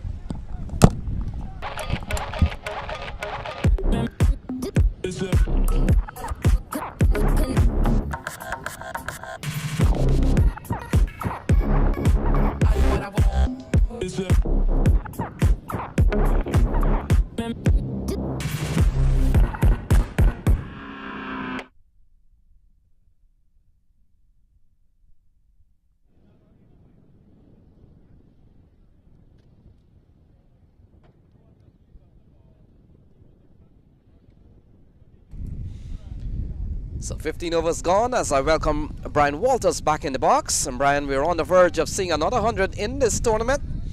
And this time off the bat of Ramiz Raja. He's batted brilliantly so far. Well, Ramiz Raja doesn't need an invitation, but I think he has one here. So And ball, there's 100. ball worked into the onside. That's Hamad Oh, Azam. maybe I was a little. Look, he played in Houston for all these years. I'm a little bit partial to my Houston guys. So that now brings Ramiz Raja onto strike. Yeah, we've seen centuries and double hundred in this tournament. Rakeem Cornwall at 205, Andre Gauss 129, Shayan Jahangir 127, Amir Jangu 105, Milanta 101. Ramiz Raja on 99 turns it into the onside, and the 100 comes up for Ramiz Raja Jr. Picks up a couple of runs, and another 100 in the Atlanta Open. This time off the bat of Ramiz Raja, 101 not out. Scintillating 100 by Ramiz Raja. 99 checked at 101 now from just 100, just 50 balls faced, striking it at over 200. I think the platform is well and truly set. I don't see anything to stop him now from just hitting out the rest of the way. I think they're aiming at a target somewhere in the 230, 240 region. I don't think there's anything that will stop them if the Paramveers don't pull things back. So ball driven straight down the ground. Look at that, as an arrow. And that has gone away for 4. Ramiz Raja continues to plunder this bowling attack. He goes up to 105. And take a look at this one, Brian. Well, full and straight and driven. You can see on that replay. Look at him hold the pose. Brilliant stroke right down the ground. Just a beautiful, beautiful shot. Any form of cricket, that's a lovely shot. But I think you're going to see the foot on the gas from here on for Ramiz Raja. So white ball. Extras will now go up to 10. Jeremiah Louis has gone for 8 runs in this over so far. They're batting at 193 for 2. This will be another score over the 200 mark in this tournament. Wow. Oh, straight again down the ground, and this one has gone for another maximum. Ramiz Raja in full cry here at the Atlanta cricket field. He's up to 111 runs. 111 with 2 balls remaining. My goodness, 2 balls remaining here in the 16th. Looking at the replay again, I think you'll see that this was also in the slot. Maybe just a little bit wider this time, maybe on a 4th stump line, but lofted effortlessly over long off for 6. So ball punched into the offside. And Brian, you get the feeling Ramiz Raja has full license to go hard in the next 25 balls. He's past 100. He's been there for some time. He has struck 8 sixes and 11 fours. He have every reason to really go hard at the Paramveers. There is no reason for him to hold anything back at this stage. He's already reached his landmark. And 8 wickets in the hut, 200 on the board. I think you'll absolutely see him go for everything here. So ball played into the offside. Hamad Azam will pick up a couple of runs. Imran Khan, the fielder, not restricting the batters to only a single. They pick up a couple of runs. Cross 200 mark, 202 for 2. 16 overs gone.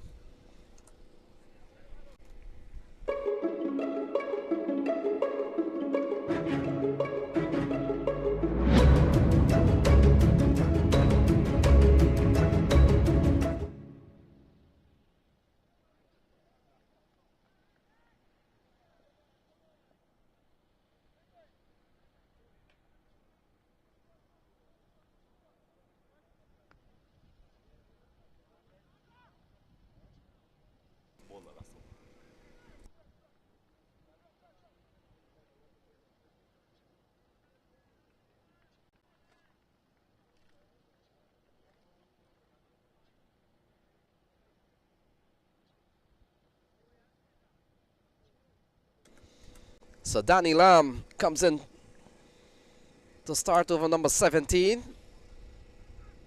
And Ramiz Raja pulls this one into the backward square area. Will only pick up a run. And Brian, we come down to the last 23 balls. Southeast Paramveers under pressure. They will be chasing 200 plus. They're certainly going to be chasing 200 plus. The last 5 overs, not including that last delivery, the last 5 overs have gone for 83. So if you use that as a guideline, you think that they're on the target, on the charge here. They'll be well in excess of 250, I think. cut away. Good slice off the bat of Hamad Azam this time. And that has gone away for another boundary. So the runs keep coming here for the Stallions. 207 for 2. There's not a lot that has worked so far. Looking at the replay, Lamb getting this one maybe just a little too wide, and it bounced a little on him. That's why it went so fine. But it bounced and went over the top of third man. Definitely another 4.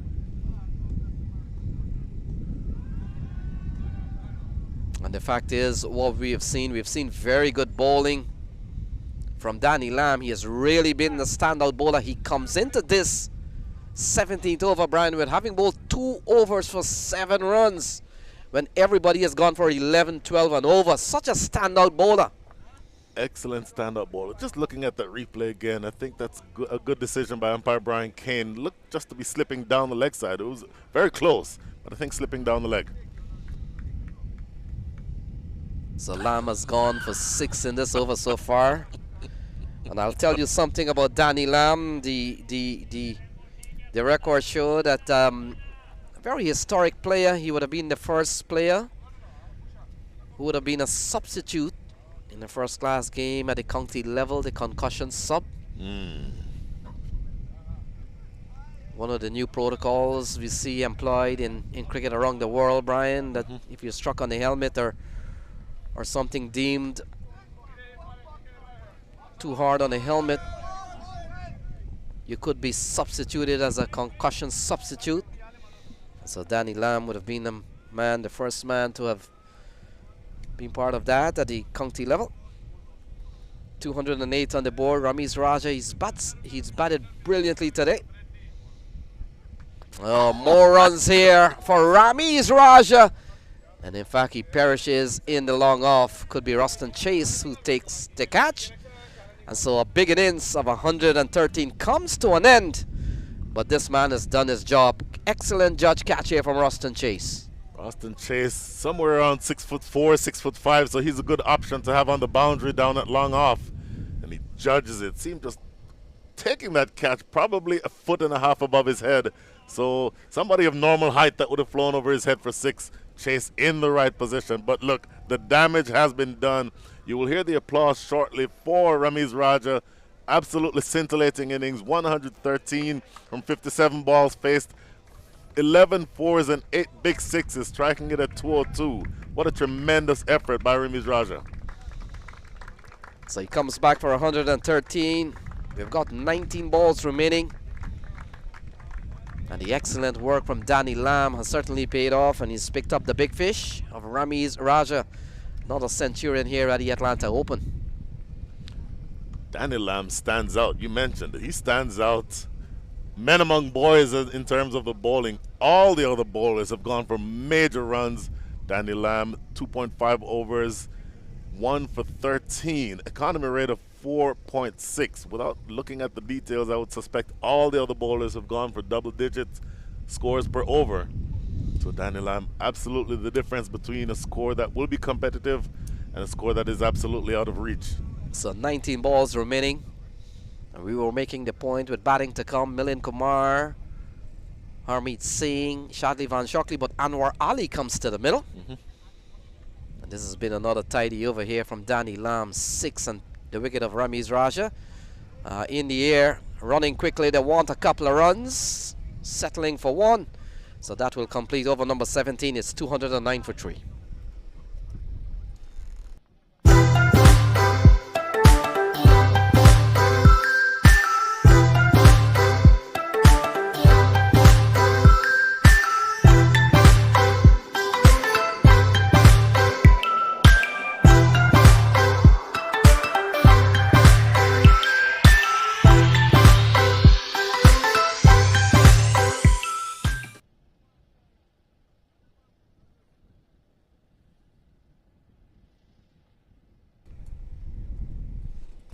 So Derval Green comes back into the attack. 3 overs, no made, none for 40. And all the bowlers have gone for quite a few. You look at the bowling card, only Danny Lamb has bowled 3 overs, no made, 1 for 12 with some figures of respectability. So 209, still 18 balls to be bowled. Derval Green will come into bowl to Anwar Ali. So Brian Walters, we've seen over 10 scores of over 200, one over 336. And we also saw one on the verge of a double hundred, 199. So we've seen the runs really piled on in this tournament. Conditions really good for batting, and of course you're playing on an artificial surface. Playing a few tricks, but generally speaking, favoring the batters, I think. And this, I think this first ground here, field number 1, is, you'd say, regulation dimensions, but some of the other grounds are kind of small. So all of that lends itself to big scores, I think. So high in the air, running up towards the point area. And that has gone away upstairs. So upstairs and off the bat of Hamad Azam, it's 216 for 3. My goodness. Thick top edge, outside edge rather, green with the pace. And I think it was the effort that went into that shot. And these modern bats, Lenny, when you and I played, that would be on the edge of the circle. These modern bats, those balls fly away for 6. What a tremendous, tremendous result for Hamad Azam. And already with 200 scored in the innings so far, Hamad Azam has nothing to care about at this time. Still a lot of wickets in hand. 216 for 3. Oh, pulled away into the onside. Danny Lamb will come around. And the runs keep coming here for the Stallions. Look at that. They pick up a couple more. And now it's 218 with 15 balls remaining, Brian. Runs has not stopped flowing here for the Stallions. Well, they are into the 18th over, still scoring at 12.46 runs an over, Lenny. So, you know, that was a good short ball by Derval Green. I mentioned earlier he has the pace to bowl a good short ball, but equally well played. So ball into the onside again. Danny Lamb does well to keep the ball in play. This time they'll settle for 1. But the runs keep coming here. 10 runs off this over. And what essentially we have seen during the course of this entire innings from the Southeast Paramveers, every over they have given up a boundary. At minimum, and that just shows you that they're playing pretty much carefree cricket. So smashed into the offside. Fielder comes in. Appears to be Jason Mohammed. He takes a well-judged catch. And Anwar Ali has to go. It's 219 for 4. Very well judged catch. That is, in fact, Jason Mohammed out there on the boundary, sweeping in the covers. See on that replay again. Short delivery, looking to pull it. Wanted to go over mid-wicket, but that top edge, I mentioned the pace at which Derval Green can bowl.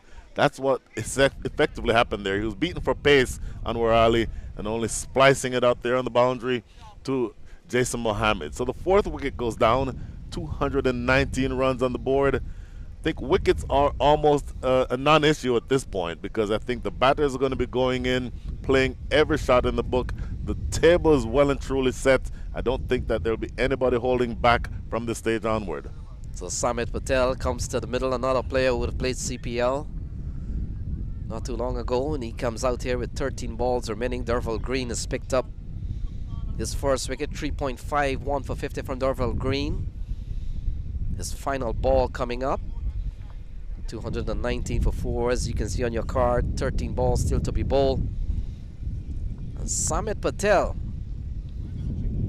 from the TKR squad. Oh, cut away into the offside. Perhaps not too much pace on that ball, Brian, but the 18 over comes to a close. It's 220 for 4.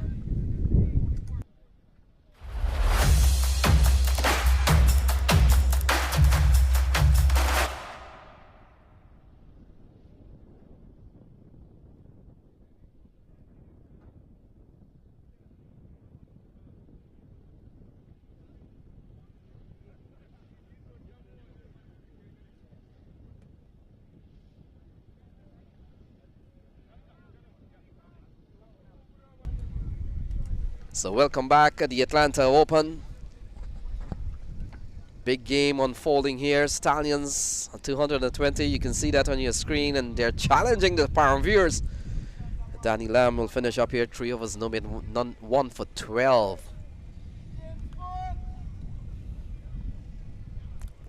1 for 14, sorry. Thank you, Brian. Such a standout bowler, so he will come into bowl to Samit Patel.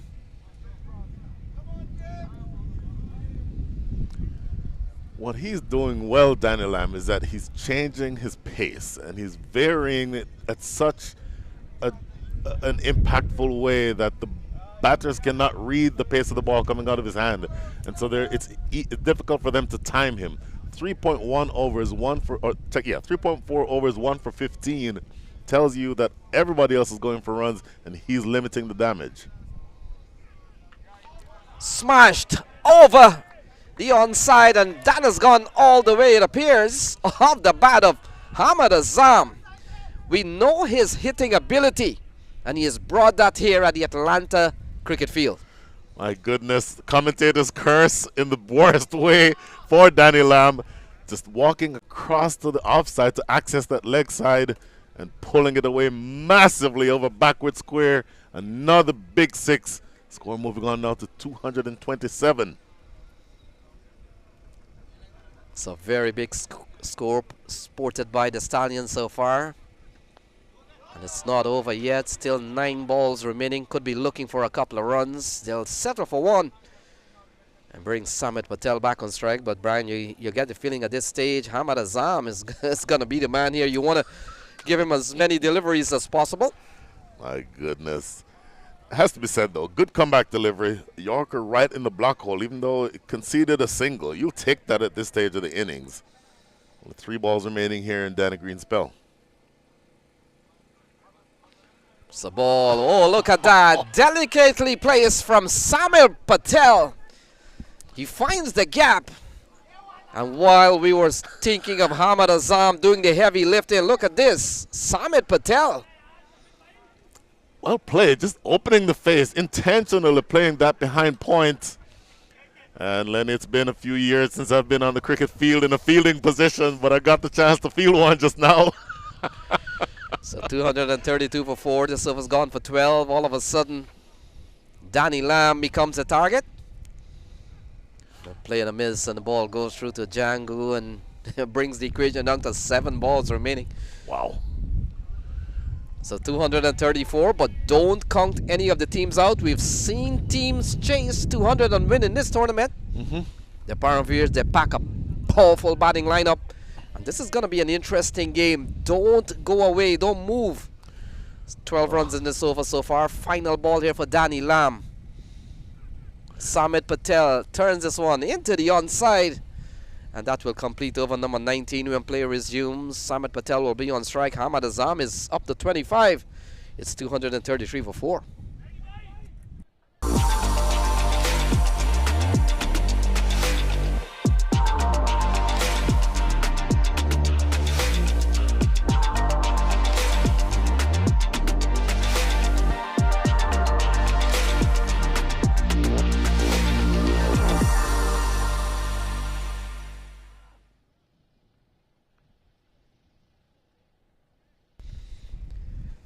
So we come down to the final 6. Sharfin Rutherford has been given the ball. And Brian with a run rate that is 12.2 at the moment. We know Southeast Paramville will be chasing 12 irrespective of what happens in this over. Sharfin Rutherford. And Patel turns this one towards the fine leg area.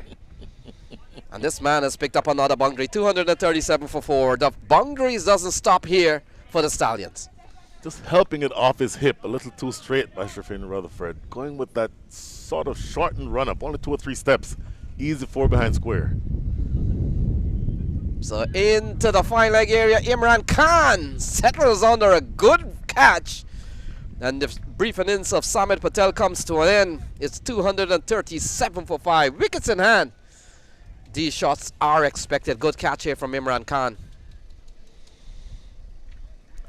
Absolute good catch. Now this time the line was a lot more toward offside or the offside, and easily taken there by Imran Khan. That short fine leg. Can you see Samit Patel walking across again, trying to access that onside, but only succeeding in top edging a simple catch to Imran Khan. So 5 wickets down. There are 4 deliveries left in the innings and 5 wickets in hand. So there is absolutely nothing to stop either of these 2 batters from going for everything at this stage. And 237 runs on the board already. It's going to be a steep chase, Lenny. We're going to be in for a really, really exciting last half of this match. So Harmeet Singh comes to the middle with 4 balls remaining. He needs a lot more balls than that. A man who we saw in this year's minor league towards the back end of the series. An amazing series for him. Harmeet Singh, a member of that under-19 India championship team from 2012, if I'm not mistaken, and the captain of the Seattle Thunderbolts in the minor leagues. So this one, he gets a good slice. Ruston Chase puts one down. And a catch that you feel that this level, Brian, should have been taken for a caliber player that he is. And the wind is blowing in such a way that that would have held the ball back and prevented it from going over his head. So every single time Ruston Chase will tell you that he should have taken that catch. Pretty straightforward catch for a professional cricketer. But another single. So Hamid Azam, he's up onto 25, comes back into strike. Couple of balls remaining. This one outside the off stump. That's a very good delivery towards the dying stage of this innings. Off the shoulder of Sharfain Rutherford. Hamid Azam wanting to see the wide call, not given. Oh, Bang! Final ball pulled into the onside. Fielder comes around. And it goes to the boundary, goes for 4, and that finishes up the innings. 29 off the bat of Hamid Azam. But what a big knock we've seen here. 242, Brian, at the end of 20. 242 posted by the Stallions. 242. So here, look at the scorecard. Dominated at the top by Ramiz Raja, 113 from 56. Saad Ali with a good 50 from 27. And successful, useful knocks from Sharjeel Khan, 26. Hamid Azam not out, 30 from 13. Just tremendous ball striking all the way down the lineup for the Stallions. And for the Paramveers with the ball, I think the only name that you will look for here who was successful, Danny Lamb, 6.75 runs and over. 1 for 27. Everyone else going for major runs. Look at some of these economy rates. 19, 18, 14, 13. Just almost like you're calling lotto numbers. And the Paramveers were treated really rudely with the ball. So they have a very steep hill to climb here. 242 runs put up by the Stallions. 243 the target when we come back in about 15 minutes. Yes, Brian's going to be a big chase here. They'll need over 12 runs and over, but don't go away. We have seen 200 taken down in this Atlanta Open. An Atlanta Open that we have seen so much runs scored. We saw also 100 from Ramiz Raja. So we'll take a short break and resume, and cricket does so at the Atlanta Open 2022.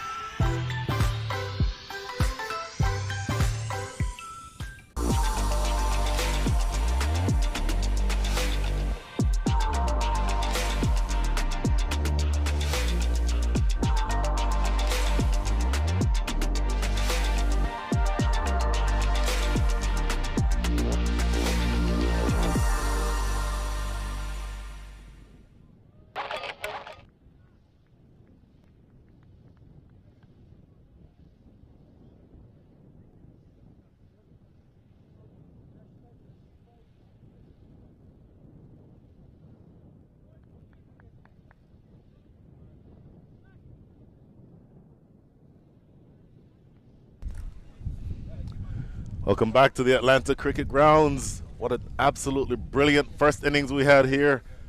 The Stallions dominating performance by Ramiz Raja and the rest of those Stallions. Ramiz Raja with 113 from 56. And all of that results in a big target of 243 that the Paramveers are going to have to chase. Brian Walters here back with you alongside Leonardo Chaibar. Lenny, what are we looking for from this chase as Shadley Van Skalkvik is the one with the ball in his new ball in his hand?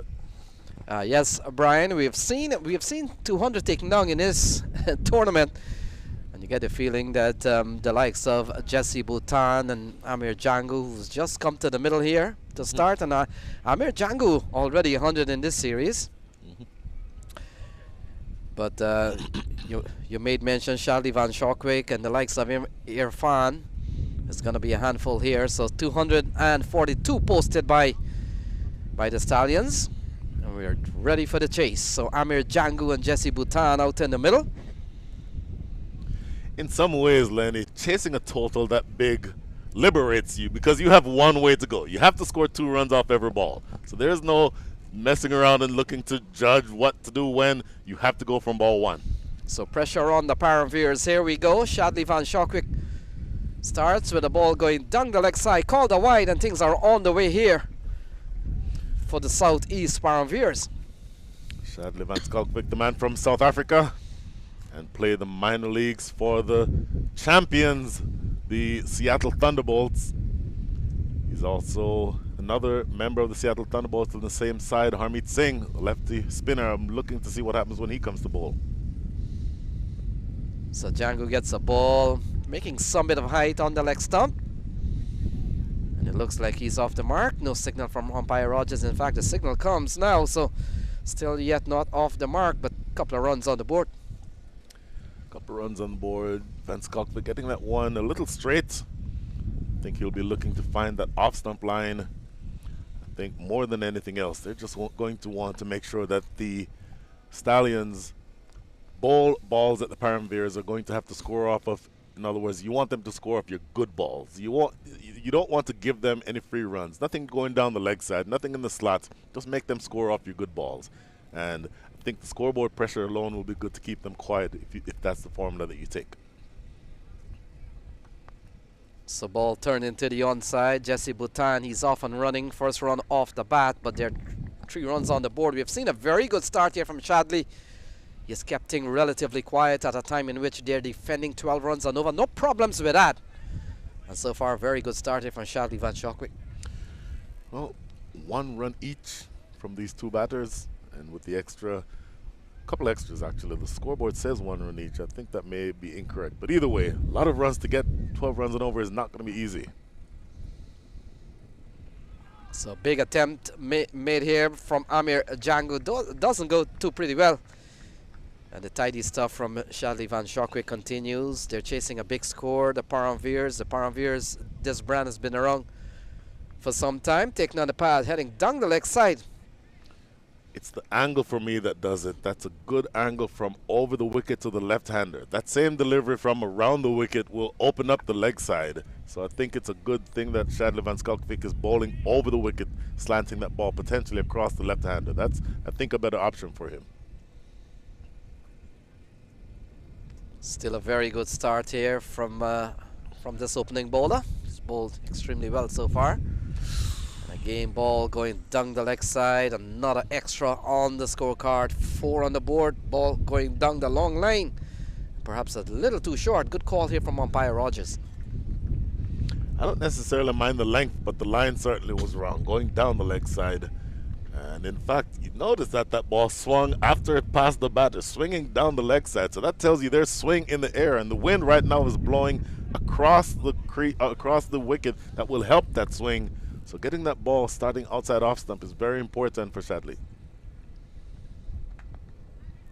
So this time ball tucked into the onside. Runs coming by singles here and extras. And so far still tidy stuff. 238 to win from 116 balls. Very important fixture. If the Stallions win here, Brian, they'll go up to 4 points. They will catch up to Southeast Paramveers. And we've got Raiders Unlimited coming up against Florida Scorpions in this group. This is designed a group of death. So we'll have to wait and see how things plays out. All before our very eyes here on pitch number 1. Quality stuff here from Shadley Van Shockwijk. The tidy bowling continues. He's had a very good 2022 minor league series, Brian. Towards the end, we saw him in finals weekend. Top all-rounder. Well, you need no more evidence as to the quality bowler that he is, in that he was given the ball in the last over in both the semis and the finals. So he's a tremendous bowler, able to get that ball right in the right areas. I think he's bowled better to the righty here than the lefty, though. So Jesse Bhutan can't score. So tidy over comes to an end. The first one. And after one is 5 for no loss.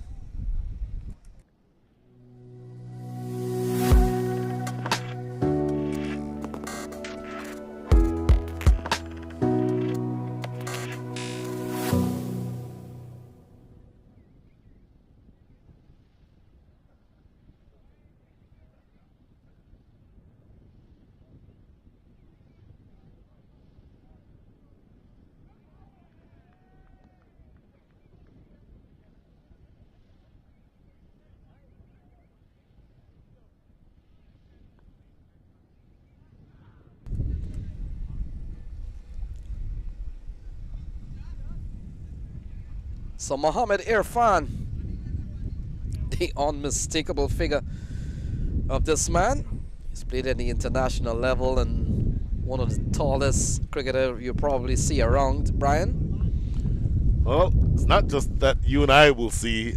He is the tallest cricketer who's ever played international cricket. 7 feet tall, every bit of 7 feet tall. You walk by him and you feel like you're walking past the basketball center. And no longer plays for Pakistan, but every bit a handful, with the additional advantage of being a lefty. So he comes off a short and run, ball pulled away into the onside. Good looking shot here from Amir Django. He picks up a boundary. It's 9 for no loss, Brian. Not a good start here from Irfan. Not a good start. You see, I think the line is going to be the issue here. Slightly straight from that angle over the wicket, slanting inward to the left-hander. You have to keep that ball on off stump. That was middle and leg, and just easily helped around the corner by Amir Jangu. So Mohamed Irfan, not with the greatest of start. In fact, looking it up now, he's actually 7'1". So yeah, he's Kareem Abdul-Jabbar with a cricket ball in his hands is what he is. Oh, there it is. So Mohamed Irfan induces the edge of Amir Jangu, and Samit Patel takes a regulation catch, and the first wicket goes down. Boy, I mentioned that he needed to be an off stump. Well, that was exactly what that was, on off stump. And that, look how this ball bounces, gets Django trapped on the crease, kisses the outside edge, and a pretty straightforward catch straight through the first slip. The big man doing exactly what you want, getting that ball in the right areas and taking the wicket. Boy, I'll tell you what, this is a great start. After having conceded a boundary off the first ball, Mohamed Irfan comes right back to take that first wicket. Scores 9 for 1. So Roston Chase comes to the middle. Early batting here for Chase, as still asking 12.5 runs and over. Man has played at the international level, and just coming back to how tall Mohamed Irfan is. Brian, you're right on that 7'1". And we've also seen some other tall cricketers and fast bowlers, especially. And we'll talk about that. Here is Roston Chase. And he gets a good ball, does well to turn it around the corner. And they look like they'll come back for a couple of runs. Let's look at the throw. Not a very sharp one. And in the end, Roston Chase, he's off the mark with the very first ball he faced.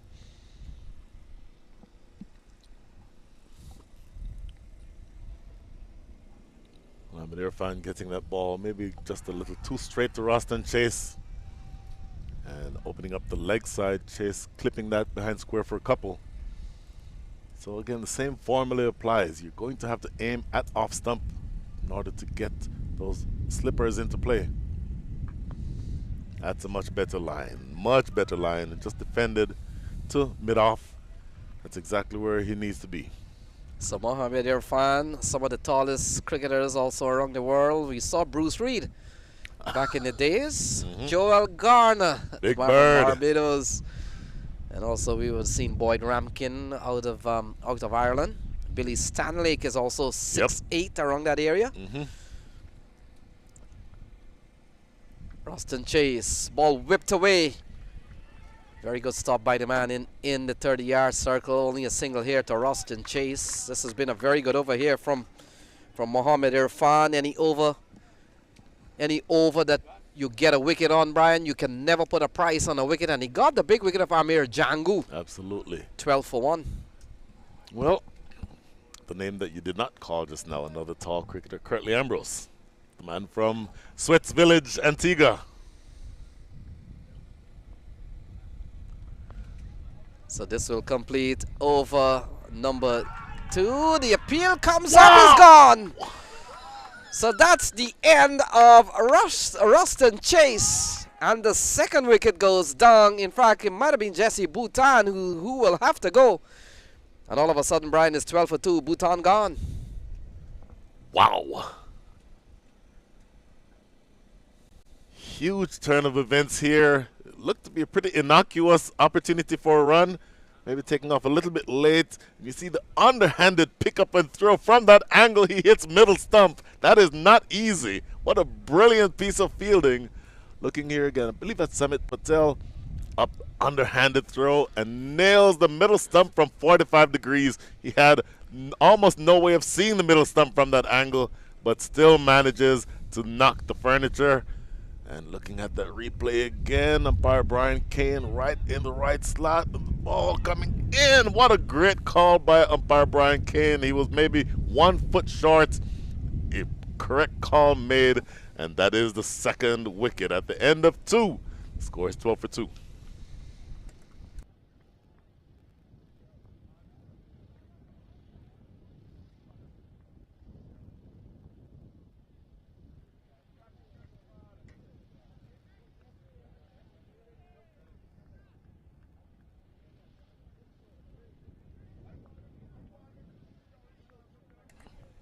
So Jason Mohammed comes to the middle. And the Paramveers under immense pressure here. They're 2 down with just 12 runs on the board. A long way to go. Still requires 231 to win this contest. And Brian, when we take a look at that replay just now, the run out, I think Jesse Bhutan might have been tangled up with the bowler that lost him maybe a second or so. That proved very vital in the end. Strong throw from Samit Patel. He got it right as Shadli Van Shawkwick will continue. Will come into bowl to Jason Mohammed. Mohammed gets a very good quality delivery here. So the pressure on the Southeast Paramveers. Still a long way to go with 2 wickets down. Just looking back at that replay again, defending and taking off. Of course, he has to run around the big man. That's not easy. If he was able to run right down the pitch, he probably makes that by half a yard. But he had to adjust his line and run around Mohammed Irfan. That's what caused the wicket. Simple catch to mid-on. Jason Mohammed holds out right to mid-on, and the 3rd wicket goes down, Lenny.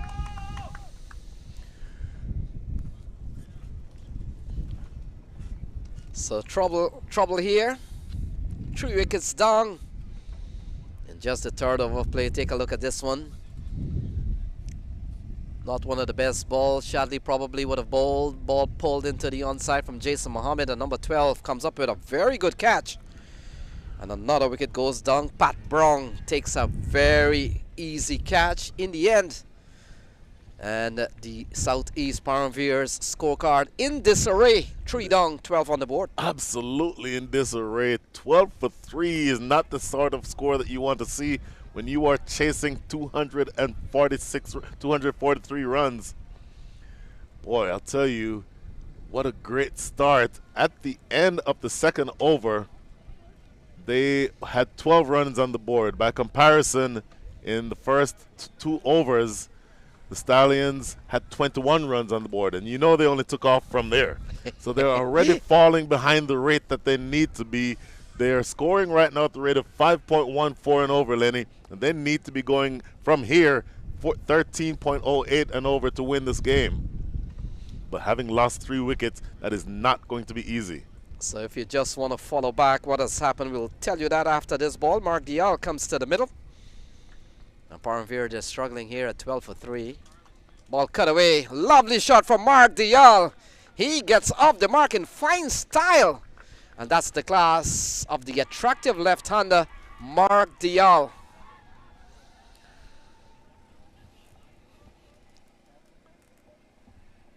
Typical left-handed shot. Reminds me of Alvin Kalicharan from your part of the world, Lenny. And you see the comparison. This is the Manhattan. You see the red buildings are a little bit shorter than the blue buildings, and not what you want to see if you are a Paramveers fan, because you're going to want to make sure that you chase this total down.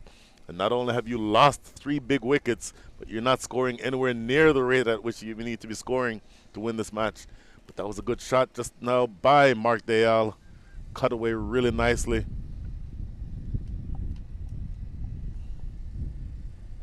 So top edge, a chance of a wicket. The keeper comes out. Never could reach the ball. I thought that catch would have should have been taken by Mohammed Irfan right around the square leg area. But in the end, Mark Dial survives. Take a look, Brian. Well, short delivery, looking to hoik it away on the leg side. Keeper, I think, calling for it. Looking back at the replay, Laney, I think I had initially the same impression that you did, that Mohammed Irfan would have been in the better position to take that. But in reality, the closest man to that would have been the man with the glove in his hands, just not able to make up the room needed to get to that ball. So 17 for 3. Living dangerously is Mark Dial. And Chase is driving back to Shadli Van Shawkwick and can't score, so 3 down so far. We've seen the dismissal of Amir Jangu for 5. Jason Mohammed without scoring. And Jesse Bhutan brilliantly run out from Samit Patel. What excellent cricket we've seen here from the Stallions so far. Tremendous cricket, and when you have a team under pressure, the idea is just to keep them under pressure. That's exactly what the Stallions are doing here. And Brian, We'll talk about that when we come back. So 3 of us gone, 17 for 3.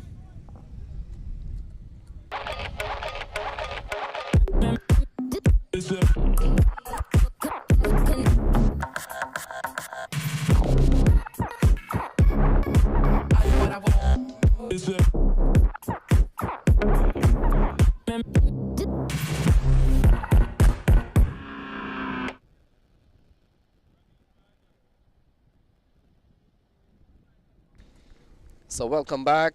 3 down for 17 on the board, 226 to win from 102 balls. Still asking 12, 13. And it gets higher, Brian. Every over that passes by and 13 or 14 runs has not scored. The tall man comes back into the attack. Built in the same height of the likes of Courtney Ambrose, Boyd Ramkin, Joel Garner, Bruce Reed sometime back. Ball. That's a well-played shot here for Mark Dial. Ball sliding down the leg side. In fact, is it a no ball? Oh, wait. No, leg by. Leg by. Leg by is a signal from umpire Brian Kane. But it comes down the leg side and 4 runs, 4 leg bys. Looking at the replay again, just a little too straight. Coming off, looks like the pad, the thigh pad of Mark Dial. And running away down the hill for 4. Of all those names that you just mentioned, I think the only other one who's a lefty was Bruce Reed. Am I right? Oh. Well, when you have a bouncer bowled at you from 7 feet 1, when it is released, it's 9 feet in the air. Called a wide. And in fact, it was actually adjudged to be a wide. Very honestly, that's not difficult to see how that could be the case. Here's a short ball. Good line. That's where you want your short ball to be, but maybe if he pitches it up maybe another yard or so, it would be more effective. You want that short ball to be around the shoulders, around the head, sailing away over the top of the head, then it's not as effective, and obviously it's a wide.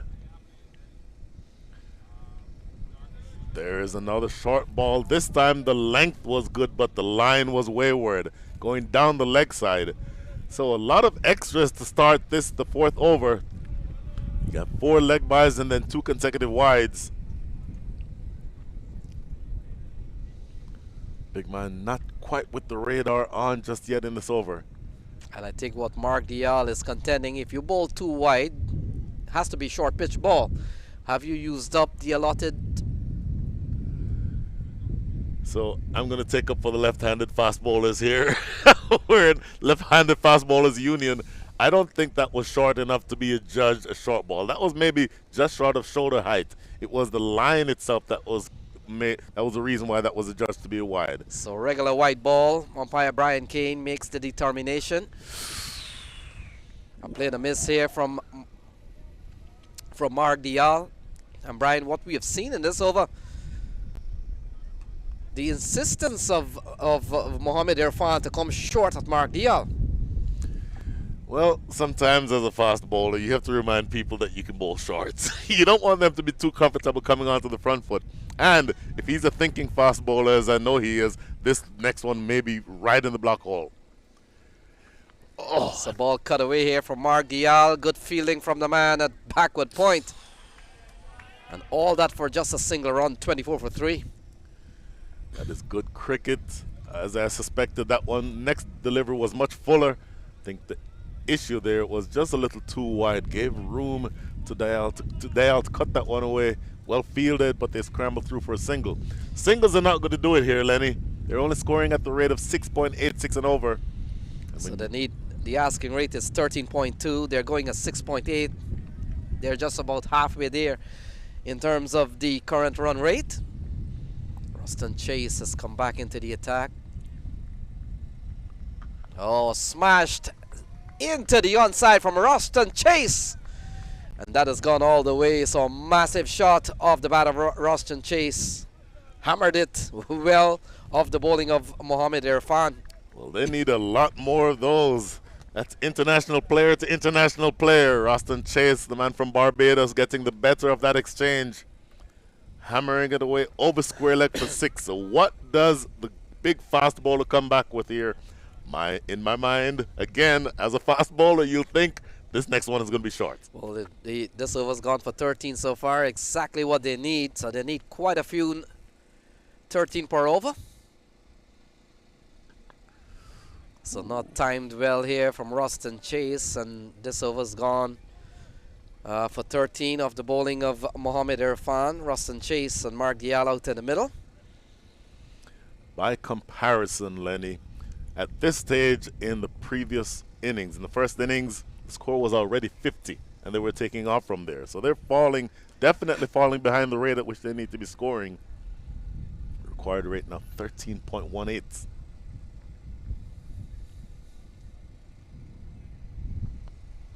So played into the onside by Ruston Chase. That will complete over number 4. So 4 gone. They're 3 down for 31. They're chasing 243. 31 for 3 at the end of 4.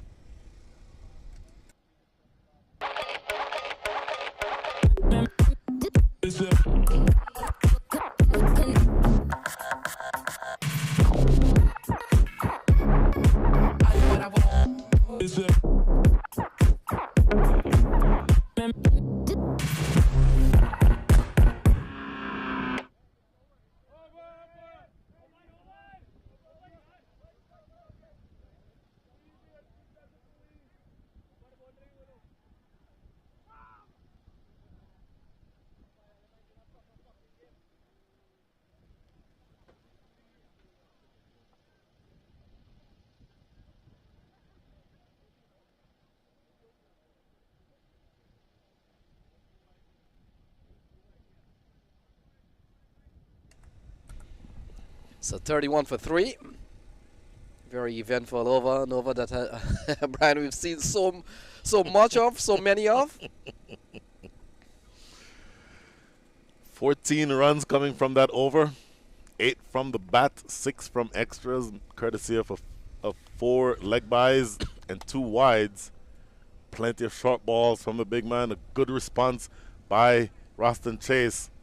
But they're going to need a lot more overs where 14 runs have scored because they're falling behind the required rate here. There's still another 212 runs to be scored in the next 96 balls, Lenny. That's going to be a really, really tall order. And Shadley Van Skalkvik coming back into the attack for his 3rd over. He's bowled so far 2 overs, 1 for 17. Yeah, we'll come into bowl to Ruston Chase and Mark Dial out in the middle. We've seen the departure of Jesse Bhutan, Amir Django, and Jason Mohammed, who didn't trouble the scorer. And so still asking 13.25 at the moment. And we've seen a very tidy bowling performance here from Shadley Van Skalkvik. 2 overs, no made 1 for 9.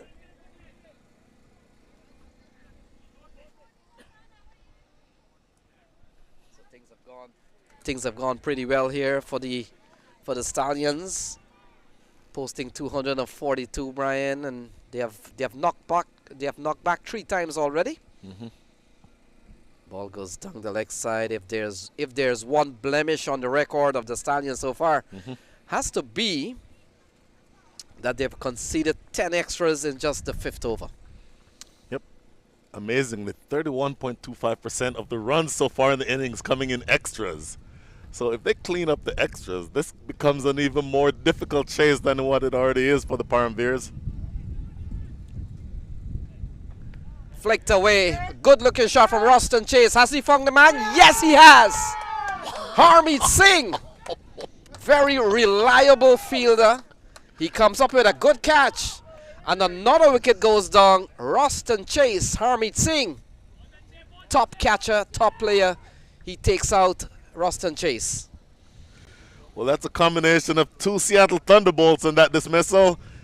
Very full, it has to be said, not the best ball that Shadley Van Skalkvik has ever bowled. But Harmeet Singh, the only man within 30 yards of the ball, out there on the boundary. And Ruston Chase knocks that one directly to Harmeet Singh.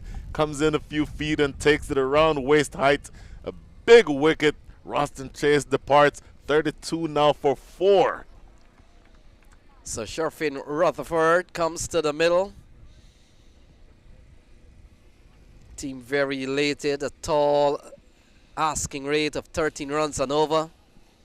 Always is going to be pressure on any batting team. Sharfin Rutherford comes to the middle, Brian, but you get the feeling that Sharfin Rutherford would have probably needed a base to go at. We know he can strike the ball, he can hit the ball, he can get 10, 12, 13 runs and over. Exactly what you need. Well, I was talking to my friend Ikra Faruqi from Houston, and he's a part of this setup, and he mentioned Sharfin Rutherford. And I mentioned to him, Sharfin Rutherford will be dangerous, but generally he comes in down the order. So you want Sharfin Rutherford to be coming in when maybe when the score is 132 for 4, not 32 for 4. It makes a big difference. The ball is still new. The bowlers are fired up. This is going to be much different from the type of situation where Sharfin Rutherford usually finds himself. So a couple of wickets here for Shadley Van Sharkwick. He's picked up the wicket of Jason Mohammed. He's picked up the wicket of Roston Chase. Two Caribbean players, international players, and he's taking them out. Will come into both Sharfin Rutherford, who has had his brief stint at the international level. He's more known on the T20 circuit, having gone around the world playing T20 cricket. And he comes in here with them still needing 13 runs and over.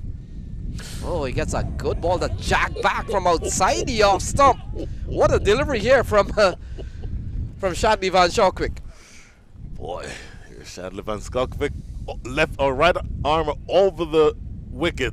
Gets that ball to pitch on middle stump and jag back sharply into Sharfin Rutherford. Had him jumping. What a great delivery to start with by Shadley Van Skalkvik. Yeah, the good bowling continues here. As a couple of good balls here to Sharfin Rutherford.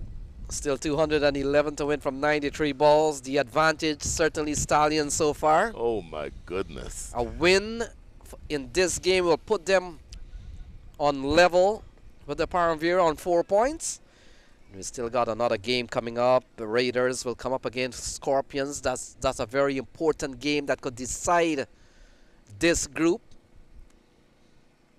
So much to play for in this day of cricket.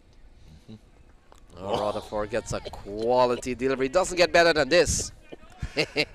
My goodness. I'll tell you what, if you love quality fast bowling, the last 5 overs, make that 4 overs and 4 balls, have been a treat to watch. Shadley Van Skalkvik really just getting that Yorker right in the block hole. Nothing Sharfin Rutherford could do with that.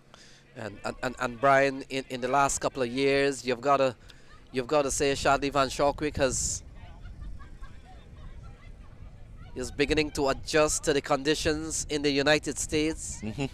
Having played a lot of his cricket in the Midwest and getting a chance to play on different surfaces here, as you see, he runs in and will come into bowl to Sharfin Rutherford.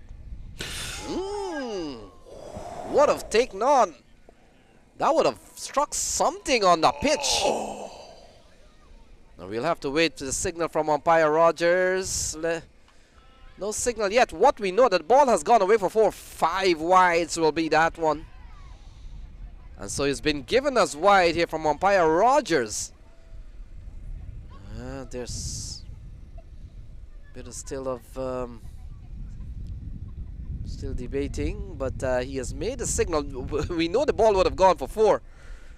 They're still waiting on, is it a wide? Initially his soft signal. He has signaled a wide, so that will be 5 wides if he does so. In fact, buys. So buys is so a signal. 4 buys. Really interesting call there. Initially, I would have thought wides, and in fact, he did signal wides initially. Changes the call to 4 buys. A moral victory there for Shadley Van Skalkvik. By the way, that ball took off from nowhere, from a length, past the batter, maybe right at head height. No way the keeper could have collected it. Yeah, that ball may have struck something on the pitch, middle of the pitch, and really taken off. There's no way Ramiz Raja would have gotten glove to that. 36 for 4. Sharfin Rutherford still yet to get off the mark. And he still will not. So what an over here from Shadley Van Sharkwick. 5 gone. It's 36 for 4.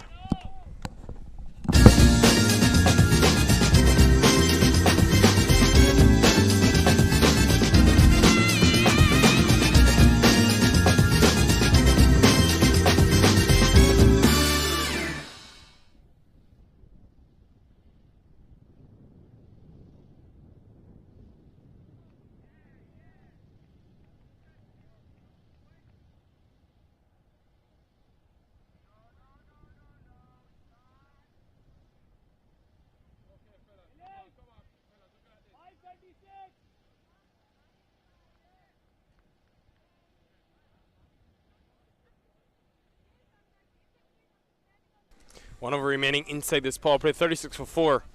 And real trouble for the Paramveers side. A team that, remember, are not guaranteed qualification into the quarterfinals. And with a big loss here, Brian Walters, could really affect their chances of going through after winning the first 2 games.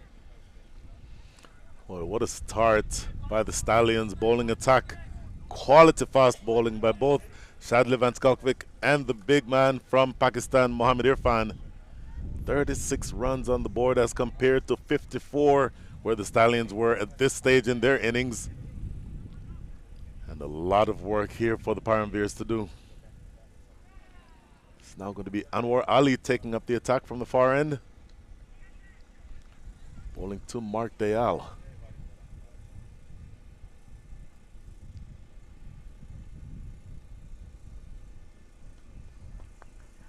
Martindale would be very important. Almost was a chance to dismiss him, but it goes through the man at the mid-off, and it'll be a boundary.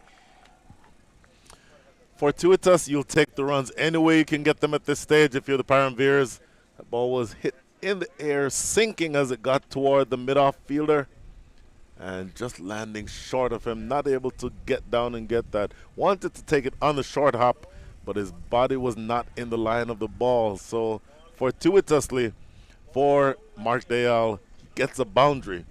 Been there for a while now, just goes up to 10 from 6. Every time the ball, Nikhil, every time the ball goes into the parking lot, there's a little bit of a delay because, you know, some, let's call it 5 dozen or so cars in the parking lot, and it sometimes can be a trick to figure which of those cars the ball is underneath.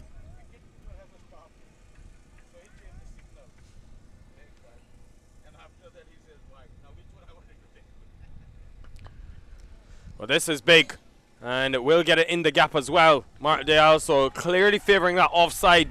Yes, they're 36 for 4, now 44 for 4. But 6. That's gone all the way from maximum. You just never know with 2 very high quality players in Dale and Rutherford at the crease. Well, at this point, they have no chance, or no option rather, but to go for the shots. And so if the ball is wide, as this last one was from Anwar Ali, you absolutely have to open up and go for it the way that Mark Dayal just did. Fortuitously for him, it went away for 6. But they need plenty more of those. Ooh. They just hung it outside that off stump.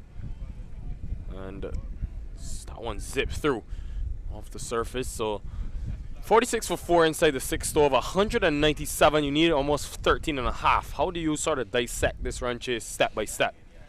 My goodness, you just have to play each ball as it comes to you with the idea that you're going to have to manipulate the field as much as you can to get runs. So if you have balls that are there to be hit, as that one was, but it is edged through, umpire Brian Kane raising the finger, and the captain has to depart. The 5th wicket goes down, Nikhil. Yeah, more trouble for the Paramveers side, losing their captain. And already had 10 in the over, but at this stage you have to go after everything. Slow delivery and just try to do too much. Easy catch in the end. 46 for 5, this strong Paramveers side, a team that are unbeaten in this tournament and have chased successfully twice. Doesn't look like they're going to be able to be successful for a 3rd time in a row. Well, look, just looking at that replay, edging it through here, you see on the replay again, good line, just on that off-stump line and then dancing away a little bit. They are backing away to the leg side, trying to play that one away through point. But a clean edge that flies through to Ramiz Raja. And here you see again on the replay. See him backing away, looking to play that through point. And a pretty healthy edge. Umpire Brian Kane with no doubt as to what happened there. Clean edge and 46 for 5. My goodness. This run chase is falling apart here for the Paramveers. Well and truly on top of the Stallions. Yeah, indeed. So 46 for 5. 2 remaining in this over as Danny Lamb comes to the middle. Starts full. There's been a good bowling spell so far from Anwar Ali. Haven't seen much from Harmeet Singh. Not only in this game, but in this tournament. And it's pretty surprising given the type of bowler he is. So I'm sure we will see him at some stage. It's interesting.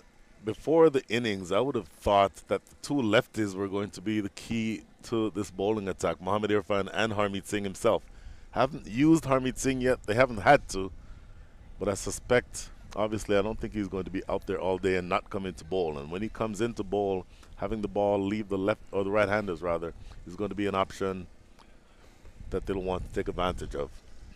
And not much batting to come from here. No. Only Durval Green and Jeremiah Louis, not known really for their batting exploits. So a lot will be on Lamb and Rutherford, both at the crease. Rutherford's had a slow start. None from 6. Not expected from a man with that much power, but that's how it goes in this game of cricket at times. Well, we'll end a successful over. End of 6 in the power play. 11 from it, but a wicket. 47 for 5.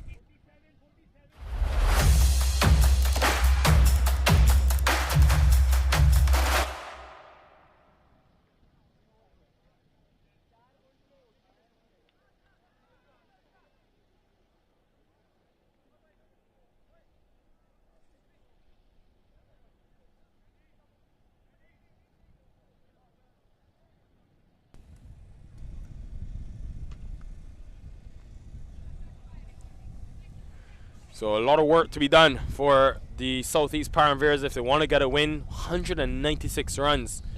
And really, momentum always going to be on your side. The way that they finished the innings, the Stallions side, 242. Another one of those massive totals. Not even the highest of the day. So 268 runs scored behind us by Sam Army. Wow. So runs continuing to flow on third day of this Atlanta Open. Well, Shadley Van Skalkvik bowling well from the beginning of the innings, so he'll bowl his spell all the way through. This is his 4th over on the trot, 7th overall. So far, 3 overs, 2 for 11. So great bowling by the South African. And just looking to close his spell out. Almost another 200 runs needed, and already half the side back in the hut. Really steep hill to climb here for the Paramveers. Lofted, and there is that man on that deep cover boundary, but he won't be able to get there. Still well, not inside this power play anymore, but Van Skalvik opting to just have the one fielder on that offside boundary and paying the price. Just too much width on offer, and definitely not the plan. Bowling over the wicket, tried to be at the body, but good awareness as well from Lamb, creating space and room outside that off stump to work with. That's exactly what made that shot, or made him able to play that shot. He did back away. It stayed toward leg, stayed leg side of the ball, opening up the offside and just cutting that one away. In fairness, that ball was probably on an off stump line. So I'd say more credit to Lamb for having created the room to get that shot. Ooh. Down the leg side, not given wide. No, in fact, he was looking to scoop that one. I'm not sure. He walked away to the offside, looking to scoop it over fine leg. Not able to get any bat on it. But look, Lamb looking to get all of the different options, scoring options. Those options are not necessarily going the way that he wants them to, though. Yeah, a lot on this partnership. It's really do or die for the Paramveers with these two. Oh, Lamb has hit that really well, and 2 fielders out in the leg side splits the gap. This man, experienced, packs the punch, very valuable with the ball as well, and it's why the Paramveers have brought him all the way from the UK. Danny Lamb. Well, looking at the replay, Van Skalkvik going short, but didn't quite get it high enough. Ended up being a ball that got to Lamb, maybe waist height, maybe slightly higher than that. But in order to trouble a top order batter, you're going to want to get that short ball up more toward his face. And at that length, just easily put away by Lamb. Yeah, has a T20 strike rate of just 103 in 51 matches, so hasn't been the best of times with the bat in hand, but we know what he's capable of doing. Seen him in the first class setup, got a couple of big scores, and then just competing for Lancashire in the T20 tournament in England. So definitely very capable. That 57 he scored against Sussex recently at Hove back in August was a Real important innings. So on the back of some good form, Danny Lamb.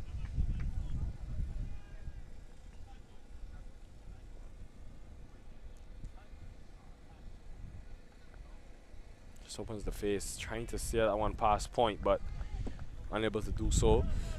Ends the over with a dot, but really good stuff from the Stallions so far. End of 7:55 for 5.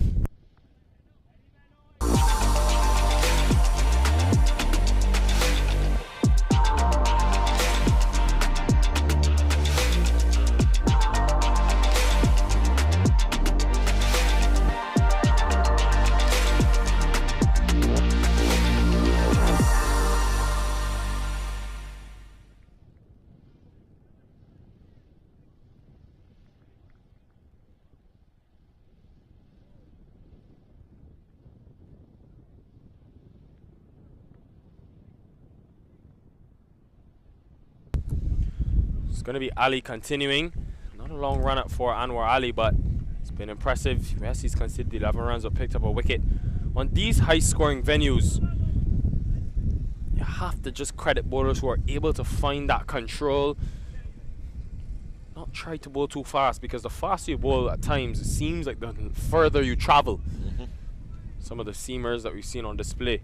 Big game coming up later today. Scorpions against the Raiders. A qualification place on the line for the Raiders United, depending on how this one goes as well. But Andre Fletcher Roshan Primus, that's spanked by Rutherford, and first runs after 7 deliveries. Been a long time coming for Sherfin Rutherford. You're going to need a whole lot more of those if you are the Paramveers. Sherfin Rutherford, a really aggressive batter in the middle overs. Spoke earlier about the fact that he's coming in a lot earlier than probably is ideal for him. He's somebody who likes to come in with the table already set, then he can play with freedom. But here he's going to have to bat all the way through. That was the first time that he looked like the type of player that he is. Oh, look at that. Stylish, to say the least, from Rutherford. And well over that deep backward square boundary for 6. So first 4, now 6. And this is a man that even when you need to go at over 15 runs and over, if he's still there, the game is always on. Watch the front leg. Watch the front leg right there. That is a Chris Gale looking type of shot, helping it over backward square. The line was wrong on that occasion for Anwar Ali. Wants that ball to be a little bit more toward the offside, toward off stump. But from the right-hander over the wicket, a leg stump line is not going to do you any good, and easily helped away for 6 by Sherfin Rutherford.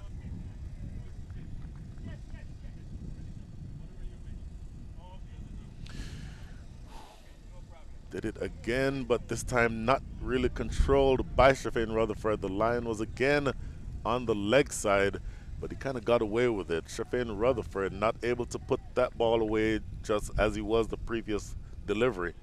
So only just getting a single here. So 11 runs from the first 3 balls of the over. Interesting note here.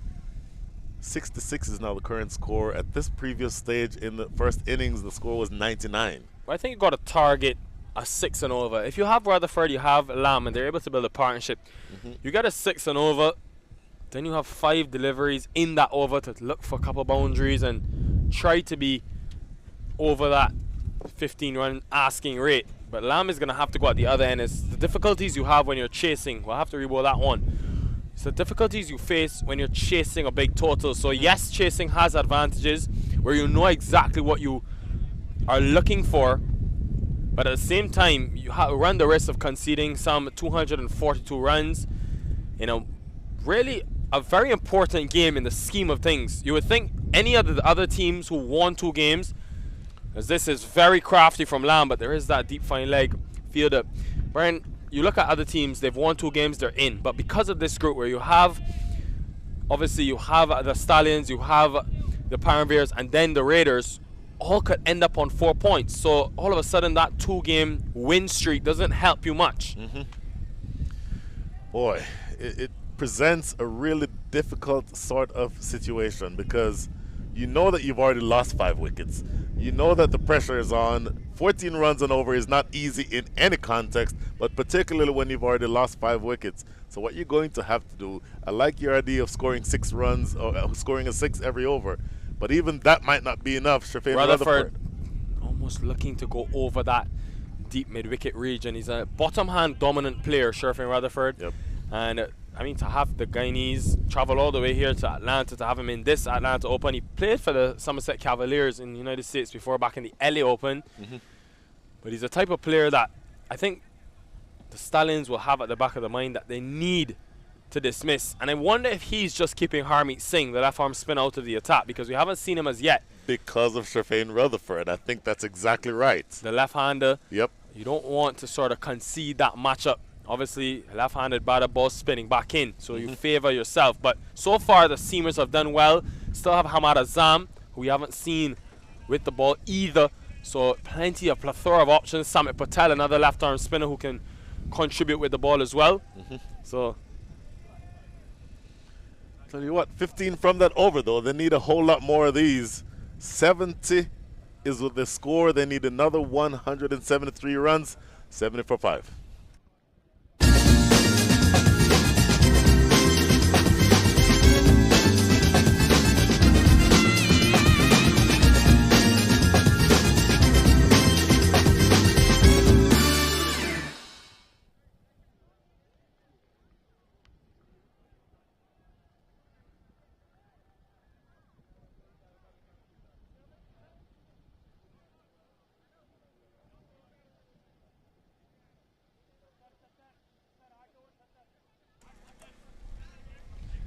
back here live, and it's going to be Pat Brown into the attack for the first time today.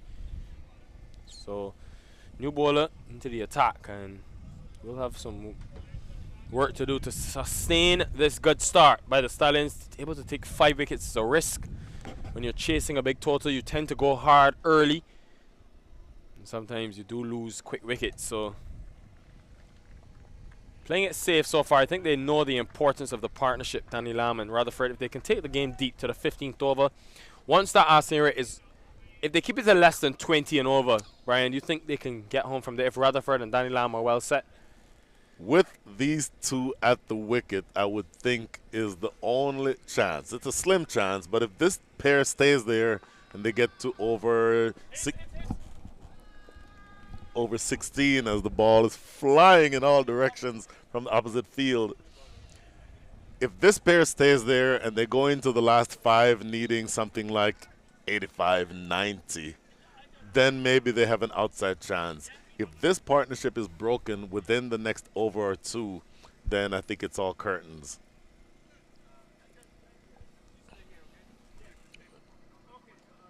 See that big tower Wow. by the Stallion side. Took 29 runs off 1 over from from Mark Dayal. That would be runs, and there's a man on that boundary, but he's able to get around to cut it off. So far, when you have 242 runs on the board, once you don't concede more than 2 boundaries in an over, it's a win. That asset will continue to rise.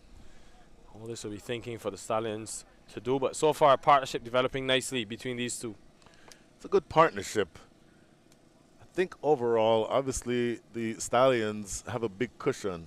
A few more extras than they're comfortable with. 15 extras already, so 20% of the runs total coming in extras. Hasn't quite got it. It's gone straight up. The keeper calls for it, but the bowler wants it, and he puts it down. Really was such an easy chance. Should have been taken. And Pat Brown called for it. Was under it, settled, and puts it down. Big blow as Danny Lamb could have been walking back. Well, you hear all the time that a bowler will always take his own catches because he'll have no one to blame but himself. He had all the time in the world. There's very little wind. Interestingly, the wind pretty much died down right at the point that the ball went up in the air. So nobody to blame but himself. Pat Brown should have taken that one easily.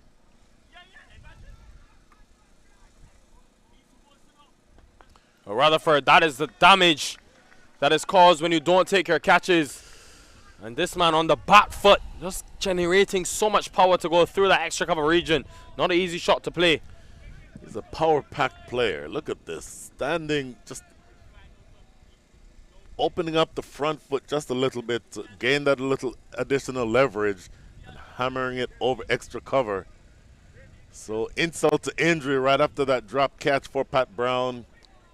Just only succeeding in giving another hit me ball to Shafane Rutherford. Rutherford again looking, scooping that one over the top of the keeper. Goes probably a lot finer than he was aiming, but it still runs away for 4. Fine leg inside the circle. So consecutive boundaries here for Shafane Rutherford. Yeah, worrying signs because you want to ensure that you take your chances. And in this over, could have easily had a wicket, break this partnership, which is now gone to 35 from just 20 balls. And telling you, this game is not over just yet. Wow. Well, the game is not over. You're still looking at 14 and a half and over to win from here. Pat Brown will be thinking, boy, I should have taken that catch, should have broken that partnership, because it would have gotten infinitely more difficult.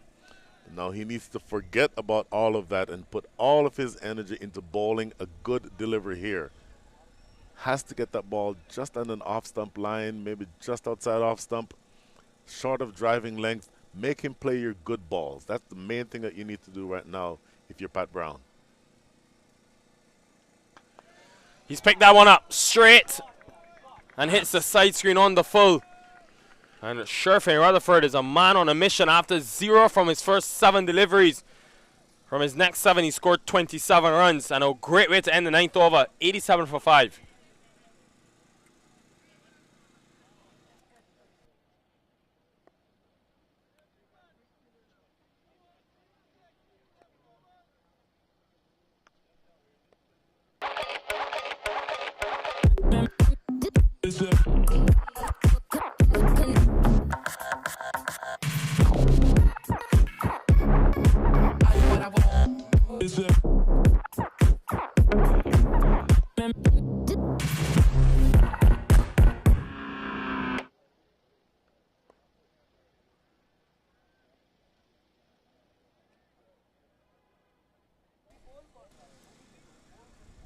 .87 for 5, 1 over remaining inside this first 10.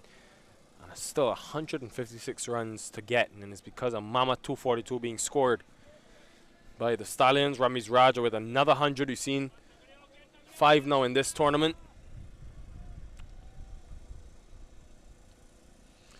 Well, Milind Kumar coming into the attack. Boy, that last ball I mentioned, he wanted to be on an off-stump line short of driving length. Well, it was an off-stump line, but nowhere near driving length. It was right in the slot.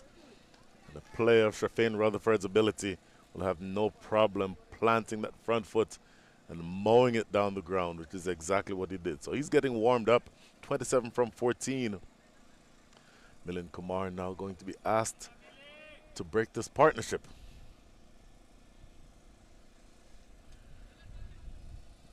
Reverse sweep, running away down the hill. The big man, Mohamed Irfan, is not going to be able to get to it, and it runs away for 4. Yeah, very crafty from Lam, and hasn't been the easiest of surfaces to bat on, so it tells you about how well these two have played. And I think they'll be targeting just keeping that required run rate to 15 or thereabout for the last 5 overs. It's very gettable, as we've seen, not only in this ground, but in T20 cricket on a whole. And if Rutherford can just take the game deep, this game is well on. 152 runs. Yes, it's a big ask from just over 10 overs, but if they can just keep it under control as Milind Kumar, you think the off-spin of Kumar, part-time option, but trying to get this wicket of Rutherford, who's off strike. Note that the required rate has come down in the last over or so. It's now down to 14.03. Their scoring rate is up to 9.93. So you're absolutely right. This game is by no means over.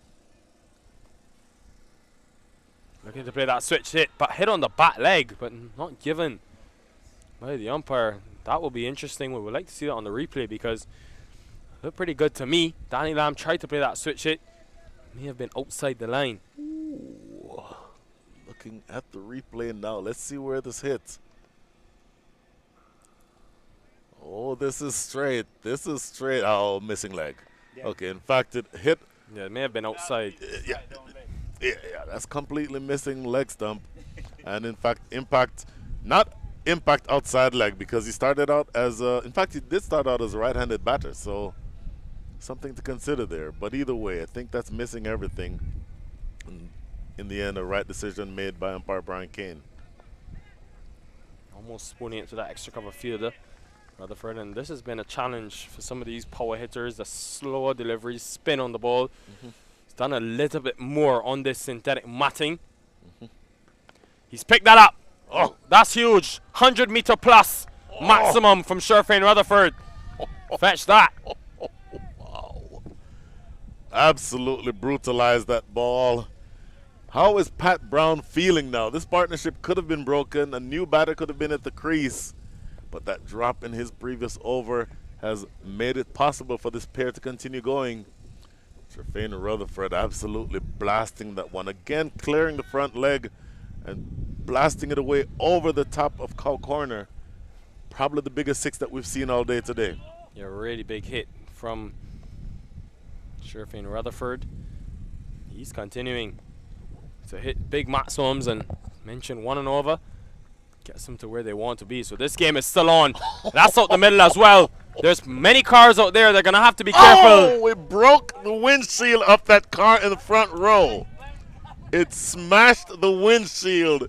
If we can get a look at that, it absolutely smashed the windshield of that car. When I pulled into the parking lot this morning, Nikhil, I made sure to park 5 or 6 rows back. That is the reason why. Somebody is going to have some explaining to do to a rental car company because that ball has smashed that windshield. Another huge 6. And look, pay attention to this. The last 2 overs, with 1 ball to go in this over, 17 runs each. So this is by no means over. The required rate now down to 13.67. Look, there's the replay. There's the car right there. Look at that front windshield. Someone might have actually been inside that car. See the window crack. My goodness. Oh. So a dot ball to end things here. What an eventful over. I'll be taking a break for a little bit to catch my breath. The next voice that you will be here alongside Nikhil Tamchandani is Leonardo Chaibar. 130 or 104 for 5.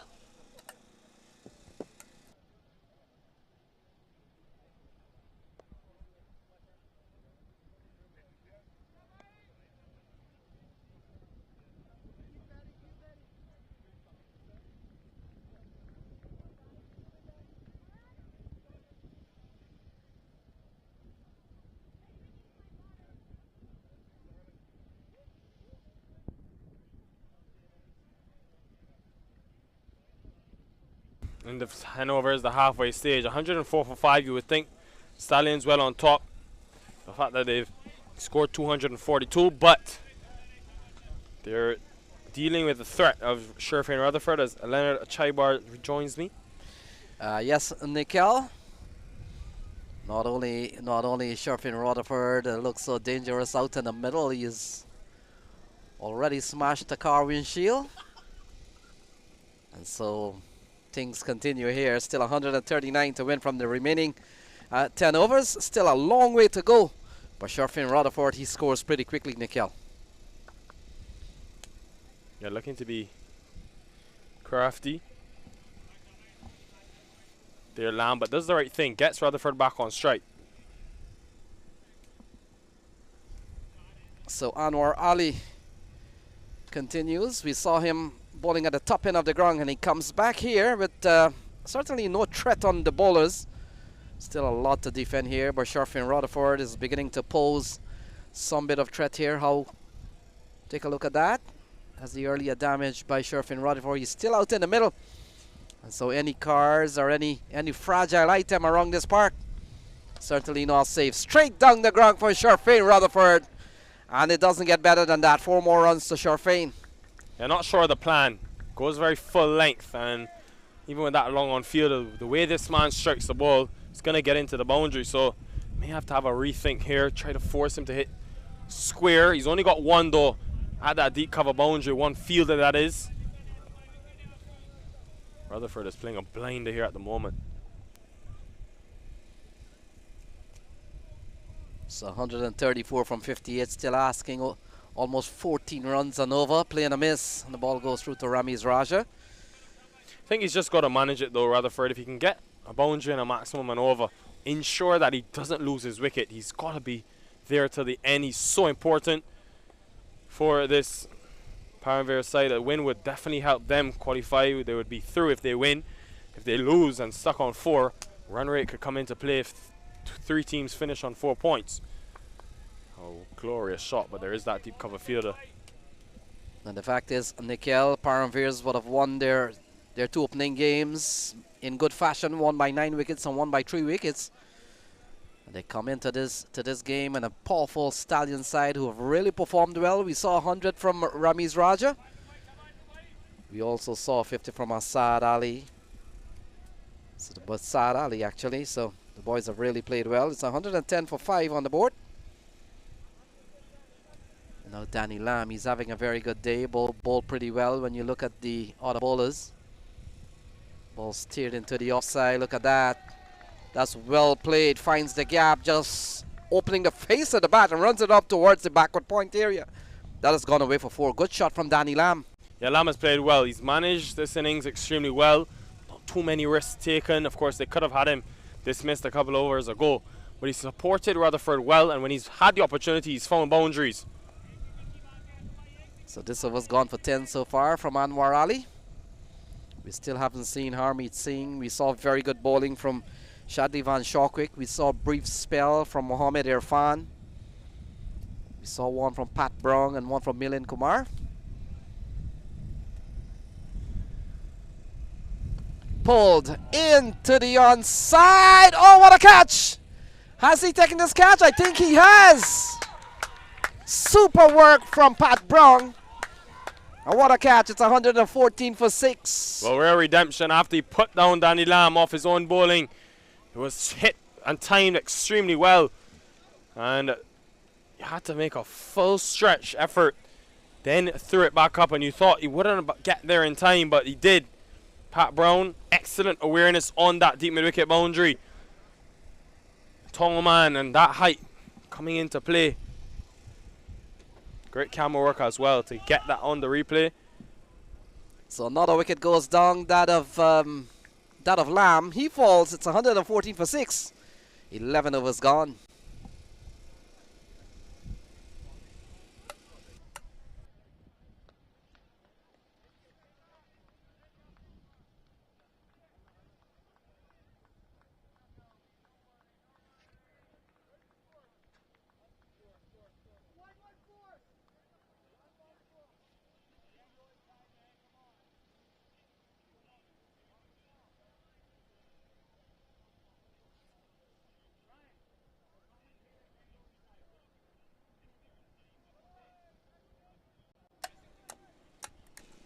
So Derval Green comes to the middle. And Nikhil, a big partnership of 70 between Danny Lamb and Sherfin Rutherford comes to an end. Good catch from Pat Brown, the man from Worcestershire. And so it's up to the likes of Derval Green, Sherfin Rutherford, and the others to come. The likes of Imran Khan, Jeremiah Louis, and the others. Still asking over 14 runs and over. What a performance we're seeing here unfolding from the Stallions. A couple of points will put them on top for front runners of this group, a group that we've been termed one of the stacked up group. And it all will unfold in the next game or so. Oh, ball down. So that's the end of Sherfin Rutherford. Milind Kumar at the start of the 12th over takes out the left-hander. It's 114 for 7. And the end of Rutherford could be the end of the game, really. Because you need someone with the power of Rutherford be able to hit maximums consistently. And it was just too much, asking too much. And cannons into the leg stump. The end of Rutherford, and now very interesting. They need to get it to something respectable to ensure that their net run rate doesn't take too big of a hit. They could easily be facing elimination. The Paramveers side, big wicket going down, 114 for 7.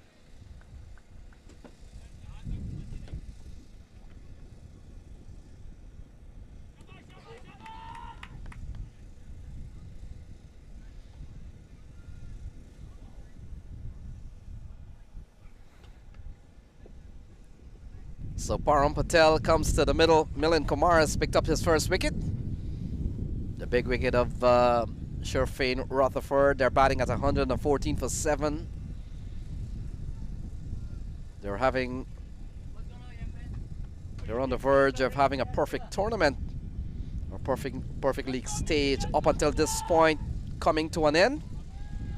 And it will probably come at the hands of the Stallions. What a performance from them today. They batted well, posting 242. On a card that reads 114 for 7, the bowlers have already showed up. Milind Kumar will come into bowl to Param Patel. Derval Green has just come to the middle, so 2 batsmen out in the middle that have not faced the ball. Param Patel will be the first one too. Still a long way to go, 129 still needed.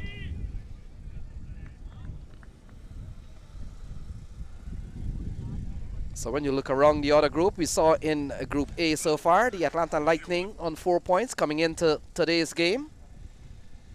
We saw in Group B, Fire at the top of the table there along with the Tiger. This one into the offside. Fielder will come around, takes the catch. Harmeet Singh can never keep him out of this game. Well judged catch. And another wicket goes down. Patel falls first ball. And all of a sudden, Milind Kumar is on a hat-trick. Harmeet Singh doesn't drop too many. And even not bowling, making an impact in the field. Milind Kumar, again, part-time options. Sometimes those are the ones that bring you wickets. And you have to go at this stage. Param Patel holding out. So another wicket going down, and the Paramveers in some serious trouble here. 114 for 8. 114 for 8. Milind Kumar on a hat-trick. Not too sure, Nikhil, if you've seen a hat-trick in the series so far, but... No, it would be the first. Haven't seen a hat-trick as yet. So Imran Khan, the leg spinner, comes out to the middle. It's 114 for 8. Looks like this will be an early day. But just coming back to some of the other group standings coming into this round of matches. Group D, UMMC, they're on 4 points there, topping the table. Group B, very interesting one. Fire and Tigers of the USA, they're on 4 points. We came into this round with 4 points to Paramveers. And from the look of things, it looks like Stallions will also get up to 4. So it gets very interesting here as we come down to the last set of matches at the group stage level. And so we're all ready. Milind Kumar, the off spinner, he comes out of the Philadelphians, will come into bowl to Imran Khan. He's on a hat-trick, taking out Param Patel and the Sherfane Rutherford. Here's the hat-trick ball. And ball played into the onside. And Nikhil, I'm always surprised. You run a hat-trick ball, not a slip in place, not a close catching fielder in place. Yeah, but 114 for 8. So Imran Khan gets off the mark with 1, turns the strike over to Derval Green. And so what a game we have seen here from the Stallion. Outstanding play. They're on the verge of toppling the powerful put together Southeast Paramveers. They haven't lost a game in this series so far.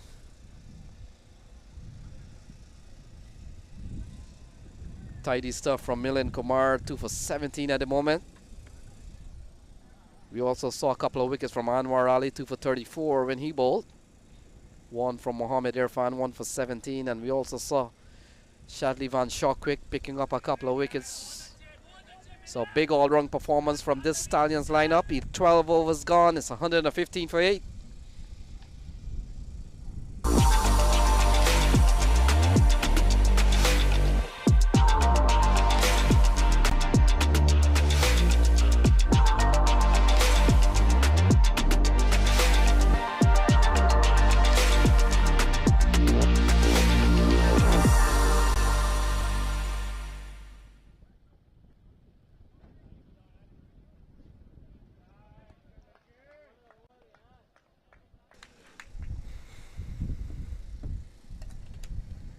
So it's 115 for 8. 12 overs gone. Harmeet Singh, the leg spinner, comes into the attack.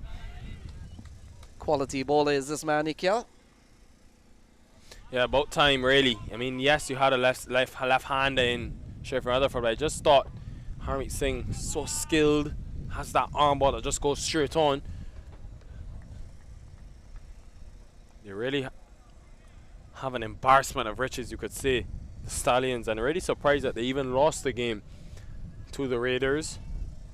But just being able to defeat, if they are able to go on to defeat this Paramveers side, who tells you how strong of a team they really are. This is a team that was unbeaten, chased twice, and still weren't afraid to bat first and put runs on the board. So Harmeet Singh would have also accounted for Roston Chase and Patel not too long ago. 2 excellent catches. And so while he has not really featured in the bowling so far, he's really made his mark on this game. Starts pretty well, just giving up 1 in a couple of balls. Derval Green yet to get off the mark. And this matchup, of course, puts so much importance on that game coming later today, where the Scorpions, who are already eliminated but can cause some problems, the Raiders with all that power, Andre Fletcher leading the charge, top of the order for them. He can be very important. Daniel Bell Drummond from England, Gajanan Singh, Anthony Bramble. So they will need to win and hope then that net run rate goes in their favor. So can't break the shackle here is Derval Green. Gets a single out of Pat Brown. We've seen our fair share of English players in this tournament. Nikhil, Pat Brown, Danny Lamb, Alex Blake. His name was carded to be on one of these teams. Ball into the offside, and so runs coming by singles here. It's been a bowling domination here from the Stallions. And when you look at the bowling card, and Harmeet Singh is a 6th bowler being used here, it tells you a story that strong bowling depth sported by the Stallions. Taking on the pad, not outside is Rogers. And that completes over number 13. So 13 gone. It's 118 for 8. They still require 125 runs.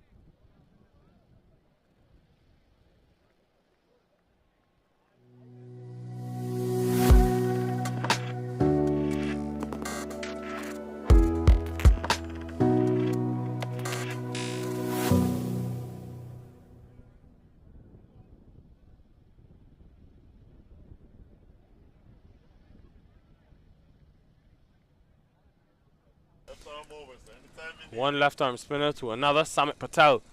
7 overs remain in this game. That as here it moves to 18 and over now.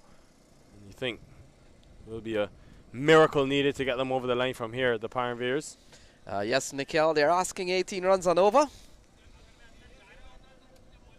And so much you have to do in a cricket game at times just to get 2 points. You've got to post 242. You've got to have a team at 118 for age, all for 2 points. Yeah, time has really flown in this Atlanta Open, already into day number 3. Almost halfway done. Then, of course, tomorrow the quarterfinal and semi-final stages, the best 8 teams, and all for a place in Sunday's grand finale. Yeah, 10 a.m. start. Yeah, yes, Nikhil, let's look at some of the teams who are coming into this round of game at the top of the table. Atlanta Lightning, Atlanta Fire, Tigers of USA. This one lofted into the onside. Good looking shot here from Derval Green. We'll only get him a single.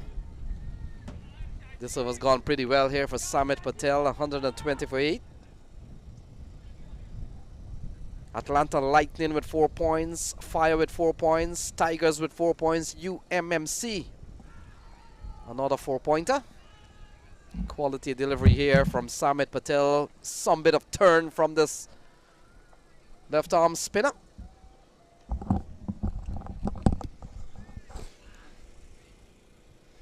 Oh, cut. Oh! So many bubbles in the end. And the ball strikes the stump. Is he beat? Oh, he's out. So that's the end of Imran Khan. Another wicket goes down. What an eventful ball. Couple of chances. But in the end, it's Imran Khan who gets run out from a brilliant throw from Harmeet Singh. Well, Harmeet Singh just in the game in every aspect. Fielding, bowling, and then showing his skill with his accuracy. Catch that should have been taken. It was put down, but Stallion is just clinical in all departments today. And wow, excellent stuff. So Jeremiah Louis comes to the middle. It's 120 for 9. And we've seen some tall scores of over 200 in this series. In fact, 11 or 12 scores of 200. And we still have a couple more games to catch up during this third day first round matches for today's game. As Jeremiah Louis comes to the middle to join Derval Green. So the writing on the wall here. 123 still needed from 38 balls. Take a look at this one. Fielder had still bubbled the ball, and it's Harmeet Singh who comes in with a brilliant throw again, and Imran Khan short by a yard, and that's the end of him. It's 120 for 9. So crazy how in cricket, direct hit, you're always short of your ground anytime you hit the stumps direct, and it's just such an underrated skill. Fielders, you look at some of the best in the world, Fabian Allen, Hayden Walsh Jr., have that accuracy along with the catching ability. So Harmeet Singh, who was one of the best fielders in that minor league season, displaying the advantages and the benefits of being so skilled in the field.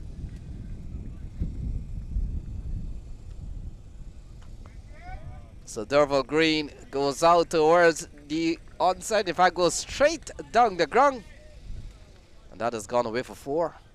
Yeah, good shot by Derval Green. Probably consolation at this stage of the game. Going to be very tough to get home from here. Yeah, big performance today by the Stallions. We saw earlier on 100 from 113 of the batter Ramiz Raja. We also saw a very good knock from Saad Ali, who got an even 50.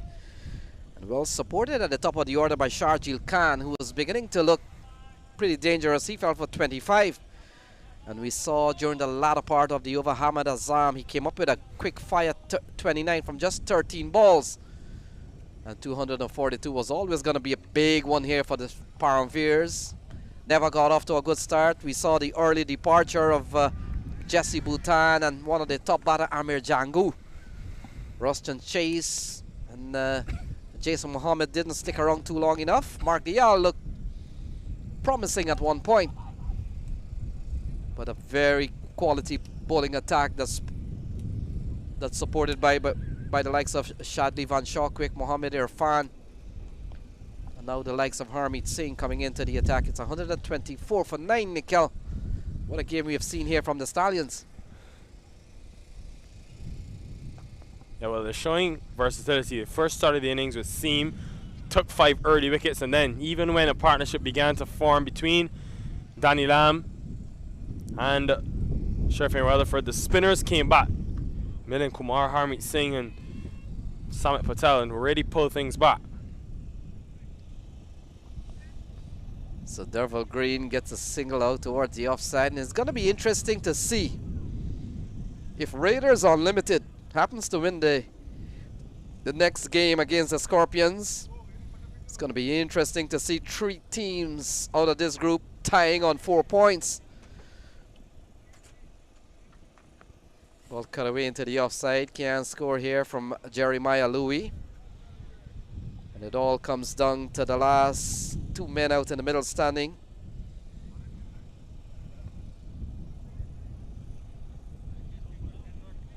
The Paramveers, this brand, the Paramveer, has been around domestic franchise cricket for some years now. A couple of years ago, the Paramveers would have won at the US Open. The team that included Chris Gale and Johnson Charles. Stephen Taylor was in that lineup. Marquino Mindley played for that team too. Lofted. That's a good looking shot from Derval Green. Consolation maximum. And that's gone for 6. Good way to end the over. We're going to need a lot more of that. Brian Walters to take you through the next 5.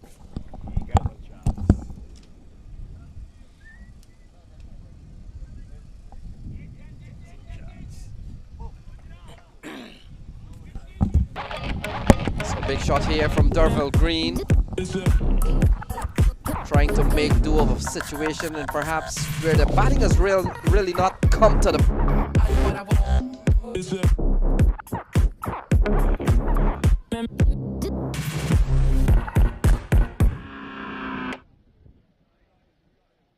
Chase, Mark Dial. We saw a flurry of boundaries off the bat of Sherfin Rutherford. In that process, we'll have to make someone making a claim to their insurance company concerning their vehicle. Well, the last thing that Nikhil Tamchandani said that Brian Walters will take you through the next 5. I don't think I'll be here for another 5. Maybe another 5 balls. No way that this goes all the way to the 20th. A really dominating performance so far by the Stallions. And Brian, what this game essentially sets up, it sets up this the other match that we will follow Mhm. or be part of, and that is the Raiders United as they come up against Florida Scorpions. Ball pulled into the onside, and has it gone away? In fact, it may have gone away for 4. So good looking Yep. shot here from Jeremiah Louis. So uh, th this tail is wagging. The tail is wagging. They absolutely needed help from the top order today. If the top order, the names that you just called, had they come to the party and had they been able to stay there and then maybe leaving some 60 or so runs to go in the last 5 with 4 or 5 wickets in hand, then it might have been game on. Here at this point, you know, needing at this stage over 20 runs and over to win, it just seems like they need to just understand what the final margin is going to be, because there's only one way that this game can go from here. We've seen a very good bowling performance from the likes of Shadley Van Shawquick. Picked up a couple of wickets. Ball pulled again into the onside. Fielder this time able to come around. Just a single here to Jeremiah Louis. Mhm. We saw also a couple of wickets from Milind Kumar. At one point he was on a hat-trick. Anwar Ali picked up 2. Mhm. Not much work needed for Harmeet Singh, such a talented bowler. Well, Nikhil and I said or agreed that the reason why Harmeet Singh was held back as long as he was because Shafin Rutherford was at the wicket. Shafin Rutherford, with a left-hander bowling the ball in, and if there's any turn, it would have been into him. That's why he was kept back. Now, this is a good-looking stroke. The man from Westmoreland in Western Jamaica coming down the wicket and meeting that ball in the half volley and depositing yet another delivery into the parking lot. Luckily, this time it did not take out a windshield. So 16 overs gone. It's 144 for 9. Still 99 to win from 24 balls.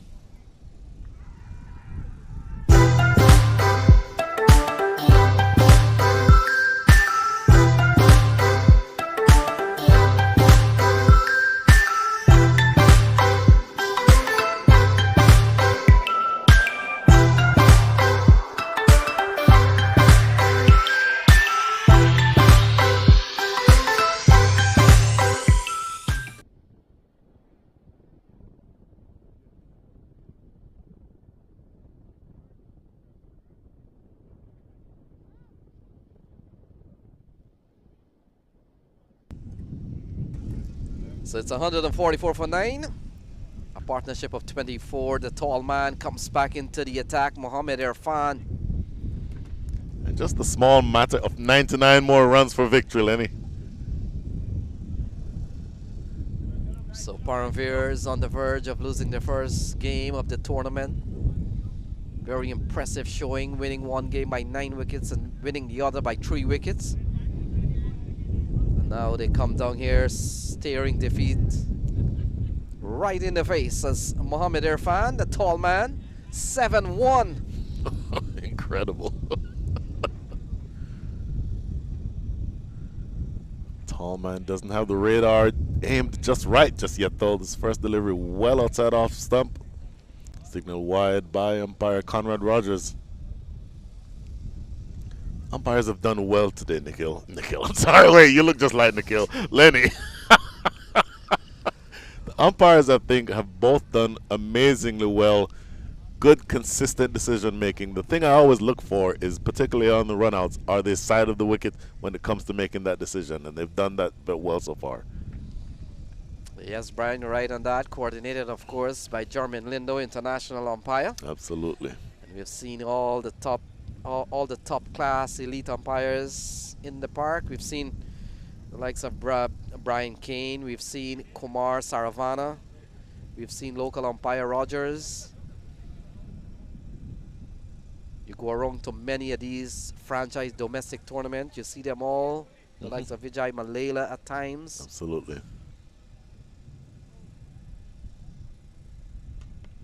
Struck well here from Derville Green. In fact, it might have been Jeremiah Louis. They could come back for 3 runs. In fact, has it trickled away? It has. Well, fielder running back palmed that ball for 4 is what it's like. Wait for the replay. Here we look on the replay. He's running backwards, and he's probably halfway between the 30 circle and the boundary when he first touches it. But then he pats it toward the line and not able to control it, and it runs away for 4. Doesn't matter in the grand scheme of things in the context of this game, but I'm sure Jermaine Lewis will love to have that extra run, those extra runs against his name. So 29-run partnership. This tail is not only difficult to dislodge, but they've been quite productive. Jeremiah Louis is on 11.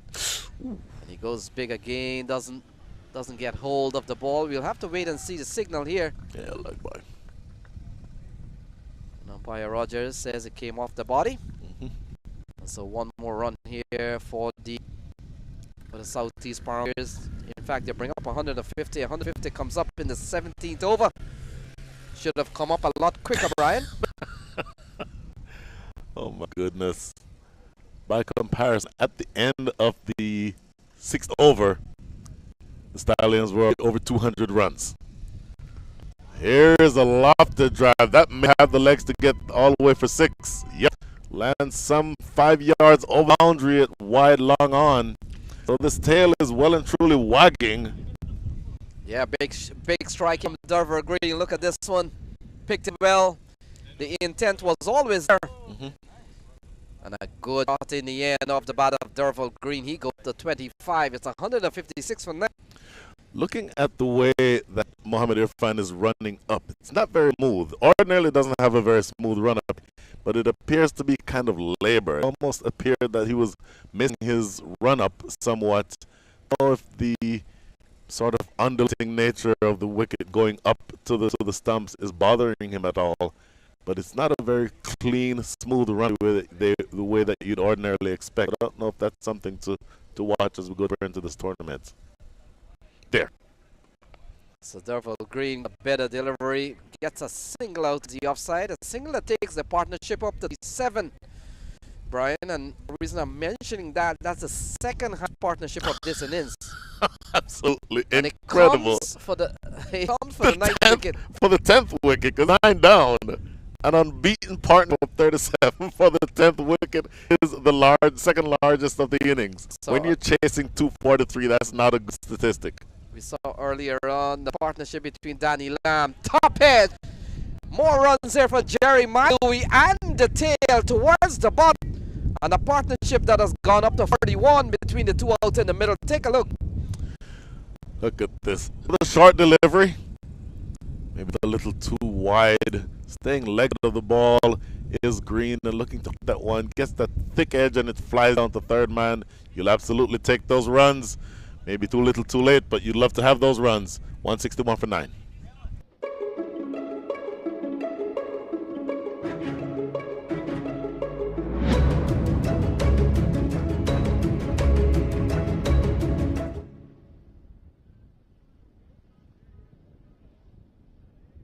Ready? So 41 partnership here between Derville Green and Jeremiah Louis. Beginning to flourish quite enterprisingly here for the Southeast Paramveers. And Brian, we made the point every run will count when you come down to a situation in which net run rate could be a factor.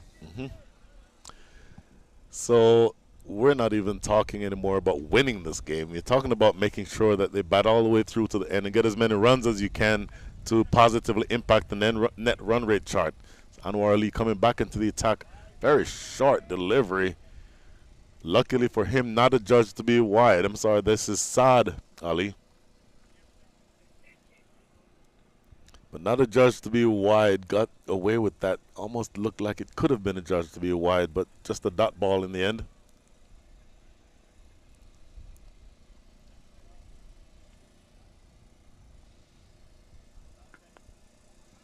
So ball played back to the bowler. Can't score this time is Derval Green, but they've batted extremely well towards the back end here.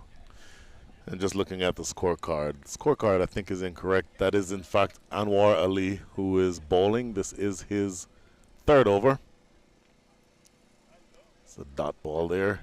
Now another short delivery, slower through the air this time, and a big wave and a miss by Derval Green.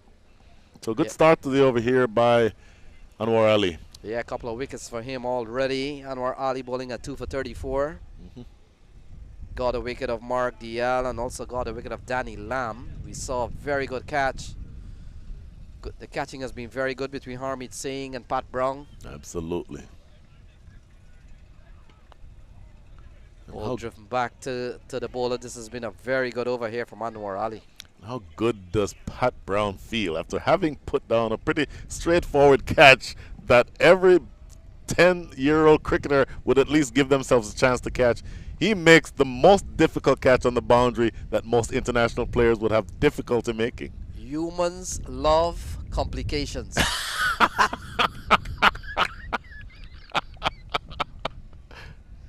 Ball tugged into the onside here from Derval Green. He goes up to 27, Brian. And this partnership has gone up to 42, the second best. We saw a 70-run partnership between Rutherford and Danny Lamb. But this pair out in the middle has come up with 42-run partnership. 81 to win from 13 balls. Oh, this the last delivery now coming up in the 18th over. They made fools out of me. I thought I was only going to be here for 2 or 3 balls. So big swing and a miss, and the ball goes through to the Centurion in this game, Ramiz Raja. 18 overs gone, it's 162 for 9.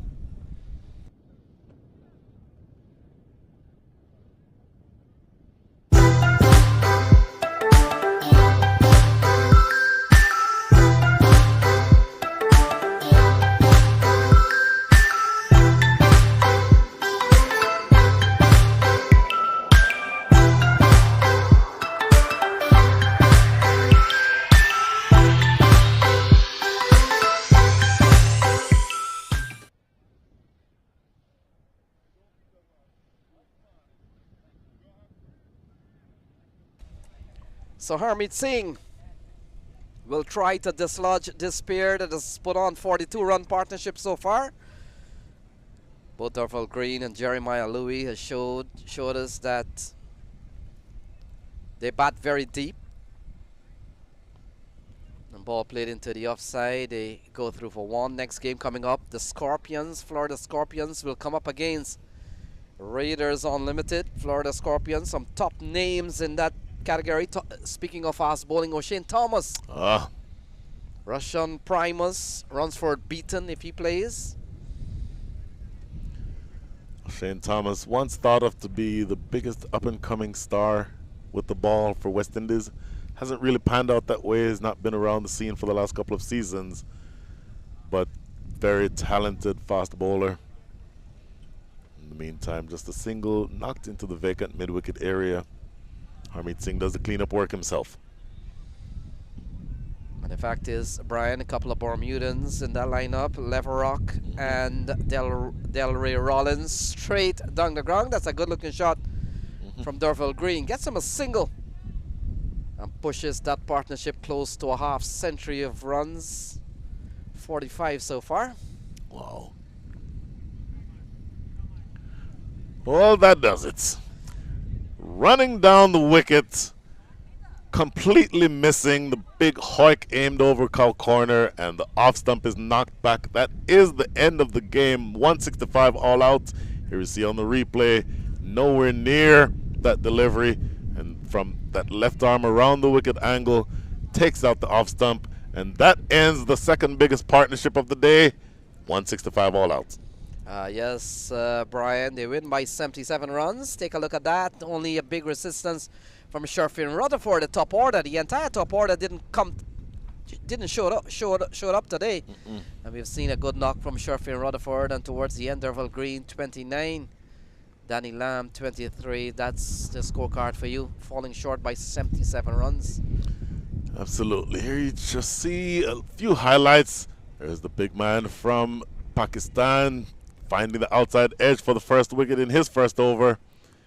And then this next delivery. Look at this run out. Brilliant piece of work by Samit Patel, underhanding and hitting the middle stump from 45 degrees. Shadley Van Skalkvik into the attack and absolutely did work here. This simple catch by Jason Mohammed right to mid-on. Van Skalkvik again in the action. Whipped deep down the corner, and his fellow teammate from the Seattle Thunderbolts takes the catch. And Anwar Ali, big edge. Umpire Brian Kane raising the finger. And this is Anwar Ali again, looking to back away, and another edge and found easily.